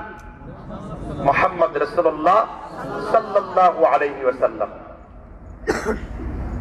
ওমর ইবনে খাত্তাব রাদিয়াল্লাহু তাআলা আনহু জুমার খুতবায় তিনি খুতবা দিচ্ছিলেন। এই হাদিসটি উল্লেখ করেছে ইমাম যাহাবী সিয়ারু আ'লামিন নুবালা 1 নম্বর ভলিউমের 273 নম্বর পৃষ্ঠাতে হাদিসটি বিদ্যমান। আমার খুতবা দিয়ে বলছে, আমি যদি এমন কোন কথা বলি যে কোরআনেও নেই, রাসূলের সুন্নতেও নেই, তাহলে তোমাদের কি ফয়সালা হবে? একজন আনসার মানে ছোট পর্যায়ের সাহাবা খাম থেকে তরবারি বের করে বলেছে, ইয়া উমর আদরিবুল উনুকা গায়রা মুসফা, আমি একটা কোপ দিয়ে তোমার মাথাকে দ্বিখণ্ডিত করে ফেলবো। তুমি এই কথার সাহস পেলে কোথা থেকে যে তুমি এমন কোন কথা বলবে যে কোরআনেও নেই, আমার হাবিব রাসূলুল্লাহ সাল্লাল্লাহু আলাইহি ওয়াসাল্লামের হাদিসেও নেই, আমি সেটা মানব? আমার ইবনে খাত্তাব ওই আনসারী সাহাবার ইমানের দৃঢ়তা দেখে আশ্চর্যান্বিত হয়ে গেলেন। ওই আনসার সাহাবীকে লক্ষ্য করে বললেন, আমি আল্লাহর কাছে শুকর আদায় করি, আমি কিয়ামতের দিন আল্লাহর সাথে মিলিত হওয়ার সময় বলতে পারবো আমার নবী মুহাম্মদ রাসূলুল্লাহ এমন সাহাবীদেরকে রেখে গেছেন যাদের হৃদয়টা তাওহীদ দিয়ে পরিপূর্ণ করা হয়েছে। আমার ইবনুল খাত্তাব বললেন, খবরদার ভালো করে শুনে নাও, আযহাবার রাইয়া, তোমরা আন্দাজ করে রায় করে কোনো কথা বলো না। যারা আন্দাজ করে কোনো কথা বলে, ইন্নাকুম আ'দাউস সুনানি, তারা আল্লাহর নবীর দুশমন। কোরআন জানে না, হাদিস জানে না, হাদিসের নদ জানে না, মাইক পেয়ে বক্তব্য দিয়ে 2 ঘন্টা পাঠিয়ে ফেলেছে। কোরআনের কোনো দলিল নেই, হাদিসের কোনো দলিল নেই, ইলমের কোনো বাহার নাই, মানুষকে মিল জিল চিৎকার মেরেছে। ওমর ইবনুল খাত্তাব বলেছেন, ইন্নাকুম আ'দাউস সুনানি, তারা আমার হাবিবের দুশমন, তারা আল্লাহর নবীর ইসলামের দুশমন। ফাদাল্লু আদাল্লু, তারা নিজেরাও মানুষকে গোমরাহ করে এবং তারা অন্যরাও গোমরাহ হয় আর নিজেরাও গোমরাহ হয়। কারণ হলো তারা যে কথা বলে রায় করে, আন্দাজ করে কথা বলে। আপনি হুজুরকে ভালোবাসবেন, পীরকে ভালোবাসবেন, মুহাদ্দিসকে ভালোবাসবেন, আলেমকে ভালোবাসবেন। ভালোবাসার নীতি হলো একটি নীতি, সেই নীতি হলো অবশ্যই মান হাব্বা লিল্লাহি তাআলা ওয়া মান আবগাদা লিল্লাহি তাআলা ওয়া মান আলিল্লাহি তাআলা। আল্লাহর নবী মুসান্নাফে আবি সাহেবার মধ্যে বর্ণনা করেছেন, আল্লাহর হাবিব বলেন, কাউকে ভালোবাসো আল্লাহর জন্য, কাউকে ঘৃণা করো কার জন্য? কাউকে মুহাব্বত করো কার জন্য? আপনি যে আমাকে মুহাব্বত করবেন শুধুমাত্র আল্লাহ, কারণ একজন মুমিন উহিব্বুল্লাহ কাসীরান, একজন মুমিন সবথেকে বেশি যাকে ভালোবাসবে তিনি আমার কে? হাদিস এসেছে সিরাতে হালাবি, সিরাতে রাহমাতাল লিল আলামিন, এছাড়া সিরাতের উল্লেখ রয়েছে। ইমাম ইবনুল কাইয়্যিম আল জাওজি সিরাতের গ্রন্থের মধ্যে উল্লেখ করেছেন জাতুল মাআদে। আল্লাহর নবী একদিন বললেন, আর রাজুলু আলা দীনি খালিলিহি ফালিয়ানজুর আহাদুকুম মাইয়ু খালিল, মানুষ তার বন্ধুর কাছ থেকে ইসলাম গ্রহণ করে, তুমি কার সাথে বন্ধুত্ব তৈরি করছো? মনোযোগ দিয়ে তোমরা তাকে দেখো, কে তোমার প্রকৃত বন্ধু। আল্লাহর নবী বললেন, আবু বকর, আমি একজন বন্ধুকে চেয়েছিলাম, কিন্তু আবু বকর আমি তোমাকে বন্ধু হিসেবে মেনে নিতে পারলাম না। আবু বকর বলে, ইয়া রাসূলুল্লাহ, আমি কি এমন কোন বেয়াদবি করেছি নাকি যার কারণে আপনি আমাকে বন্ধু বানাতে পারলেন না? আবু বকর চোখের পানি দরদর করে ছেড়ে দিলেন। আল্লাহর নবী কোরআনের আয়াত পড়লেন, যালিকা বিআন্নাল্লাহা মাওলাল্লাযীনা আমানু ওয়া আন্নাল কাফিরিনা লা মাওলা লাহুম। একজন ইমানদারের মাওলা একমাত্র আল্লাহ। আবু বকর সারা রাত্র চিন্তা করলাম তোমাকে আমার কলিজার বন্ধু বানাবার জন্য, কিন্তু আমি মুহাম্মদ রাসূলুল্লাহ, তুমি আবু বকরকে আমার বন্ধু বানাতে পারলাম না। আমার বন্ধু একমাত্র আমার আল্লাহ, যে আল্লাহ আমাকে মাকামে মাহমুদ দান করবেন, যে আল্লাহ আমাকে সাইয়্যিদে বলতে আদম লা ফাখরা লাহু, সব বনি আদমের নেতা বানিয়েছেন, সর্দার বানিয়েছেন।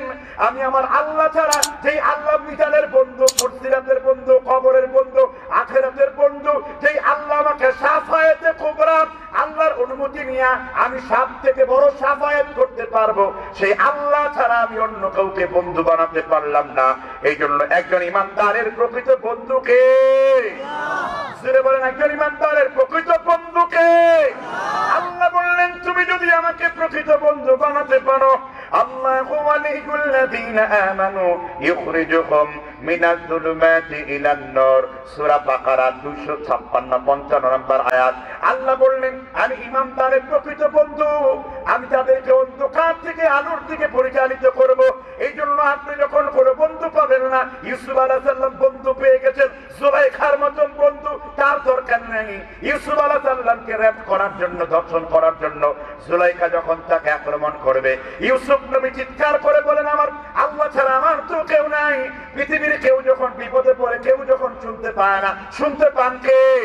আল্লাহ সূরা ইউনূসের 14 নম্বর আয়াতে বলেন, ওয়া ইযা মাসাল ইনসানা দুররু তাআলা لجنبه أو قاعدا أو قائما فلما كشفنا عنه ضر مر كأن لم يدعون ضر مسه তোমরা যখন সমুদ্রের জাহাজের মধ্যে চড়ো সমুদ্রের ভিতরে ঝড় যখন তোমাকে আক্রমণ করে তোমরা যখন আমি আল্লাহকে কেবলমাত্র ডাকতে শুরু করে দাও আল্লাহ বললেন আমি আল্লাহ ঝড়কে বশীভূত করে দিয়েছি ঝড়কে বলে দিয়েছি আমার যে বান্দারা সমুদ্রের উপকূলে জাহাজের ভিতরে আমাকে ডাকছে খবরদার ঝড় যান্ত্রা তাদের জাহাজটাকে তুমি উপড়ায়া দিও না তীরের কোলে ভিড়ার পরে মানুষ বলে ঝড়ের গতি যদি বেশি থাকতো তাহলে আমরা মরে যেতাম আল্লাহ বলেন ওরে গোলাম ঝড়ের গতি কে কমালো ঝড়ের গতি কে বন্ধ করে দিল সেই আল্লাহকে ভুলে গিয়ে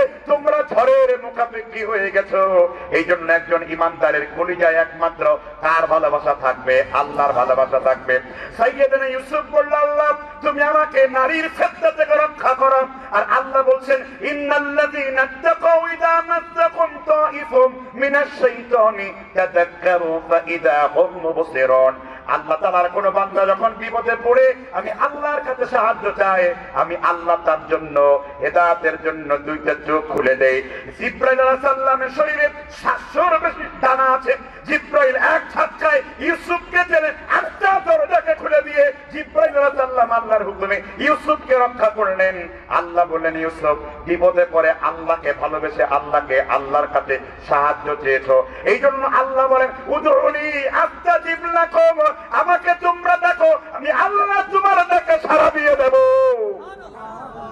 কাকে ডাকবেন কাকে ডাকবেন আমার বলার উদ্দেশ্য হলো ভালোবাসায় আমরা বাড়াবাড়ি করছি আমি যদি এমন কোন কথা বলি যা কোরআনে নাই হাদিসে নাই খবরদার তা মানা কারোর জন্য হারাম আবু হানিফা বলেছেন আমি যদি এমন কোন কথা বলি আমার কোন রায় আমার কোন কওল রাসূলুল্লাহ সাল্লাল্লাহু আলাইহি ওয়াসাল্লামের হাদিসের খেলাফ দারমুহু জিদারুন দিয়ালের বাইরে কথা নিক্ষেপ করাই হলো আমি আবু হানিফার মাযহাব ইদা সাহাল হাদিসু ফাহুয়া মাযহাবি হাদিসকে সহিহ বা পেলেই এটাই আমি আবু হানিফার মাযহাব বলেছে ইমামে আবু হানিফা আর রাসমুল মুফতি পড়ার রসম পৃষ্ঠা নম্বর 8 এছাড়া আর রাদ্দুল মুহতার ইবনে আবিদিন শামী হাসিয়া নাম্বার 271 পৃষ্ঠাতে কথাটা লেখা আছে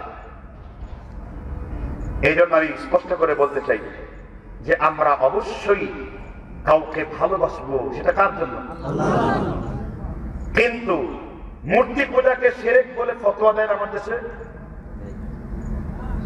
কি ফতোয়া দেন না আপনারা এটা জি এগুলো তো বড় শিরক কিন্তু এখানে অনেক যুবক আর পর্দার অন্তরালে অনেক মেয়ে আছে যারা পর পুরুষকে ভালোবাসা বা পরকীয়ায় ভালোবাসাকে শুধু হারাম মনে করে কিন্তু আজ থেকে শত শত বছর আগে ইমাম আব্দুল ওয়াহাব নাজদি রাহমাতুল্লাহ আলাইহি তার বিখ্যাত গ্রন্থ কিতাবুত তাওহীদ যার শরহ লিখেছেন সুলাইমান আত-তামিমি রাহিমাহুল্লাহ উল্লেখ করেছেন কোন নারীর প্রতি কোন পুরুষের ভালোবাসা এটা বড় শিরকের অন্তর্ভুক্ত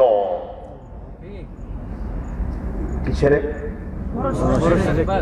মাজার পূজা করলে যেমন আপনি মুশরিক হয়ে যাবেন জেনে বুঝে কাউকে সেজদা করলে যেমন একটা শিরক হয়ে যাবেন খাট পূজা করলে যেমন আপনি মুশরিক হয়ে যাবেন কোন মেয়েকে ভালোবাসলে আজকের পরে কোন খেলোয়াড়কে ভালোবাসলে আজকের পরে আল্লাহর রাসূলকে পাপ দিয়ে কোন নেতাকে ভালোবাসলে আজকের পরে আল্লাহ এবং তার ইসলাম ছাড়া কোন নায়ক নায়িকা গায়ক গায়িকাকে ভালোবাসলে এটা বড় শিরক হয়ে যাবে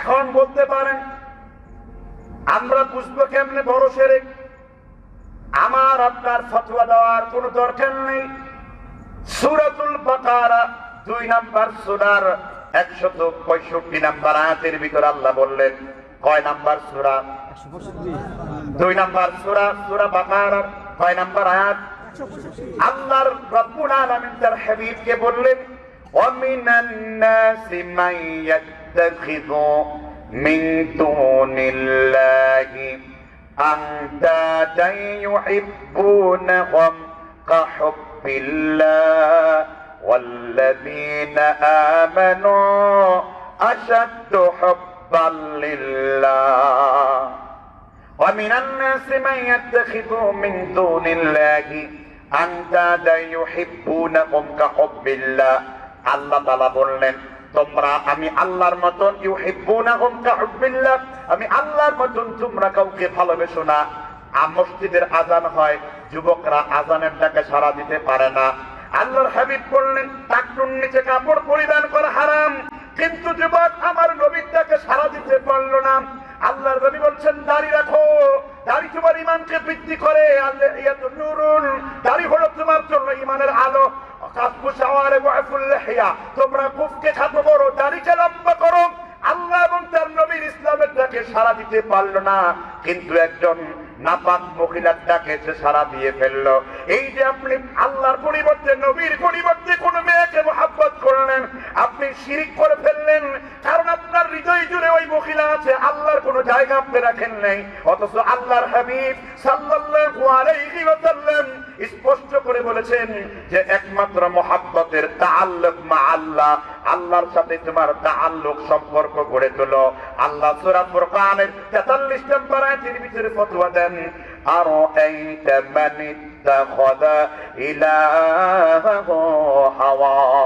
ও নবী আপনি দেখবেন কিছু লোক তাদের আত্মাকে নফসকে আল্লাহর রূপে গ্রহণ করেছে।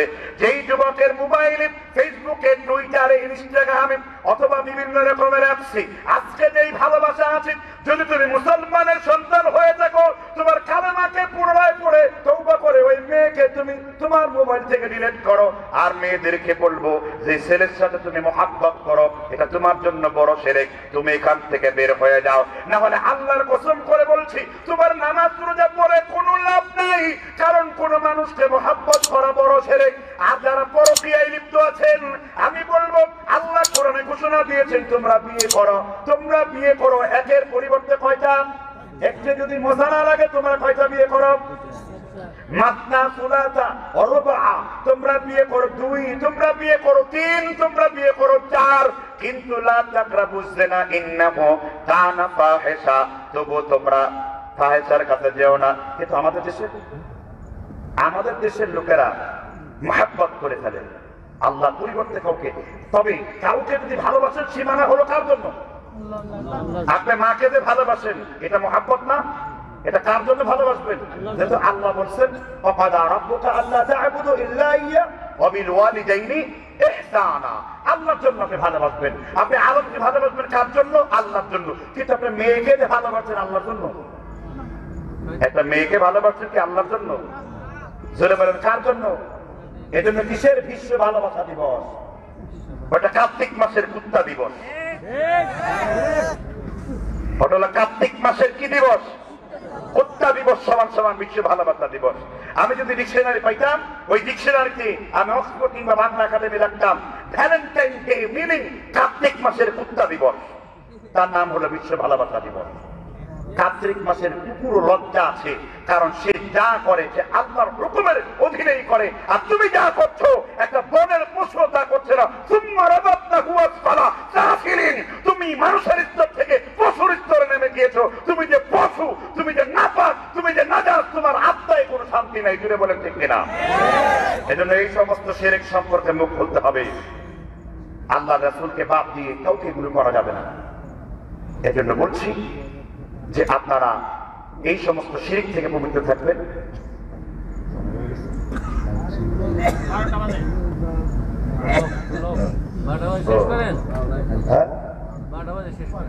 বারোটা বাজে শেষ করতে হবে। তার আগে একটু কথা, কি শেষ পর্যন্ত থাকবেন না দূর মারবেন? থাকবেন তো। ওয়াজ শুনে মরেও যেতে পারি, কিন্তু আমলা সংশোধন হবে না। ভালোবাসা ছাড়তে পারবেন কি? হাত তুলে আল্লাহকে দেখাবেন। হাত নামান। সবাই ভালোবাসেন, ভালোবাসেন, কিন্তু অবৈধ মেয়েকে না। যাও, যেহেতু আপনারা তো জানেন আমরা কালেকশনের বক্তাও নই, আমরা কালেকশনের বক্তাও নেই, কালেকশন অভ্যস্ত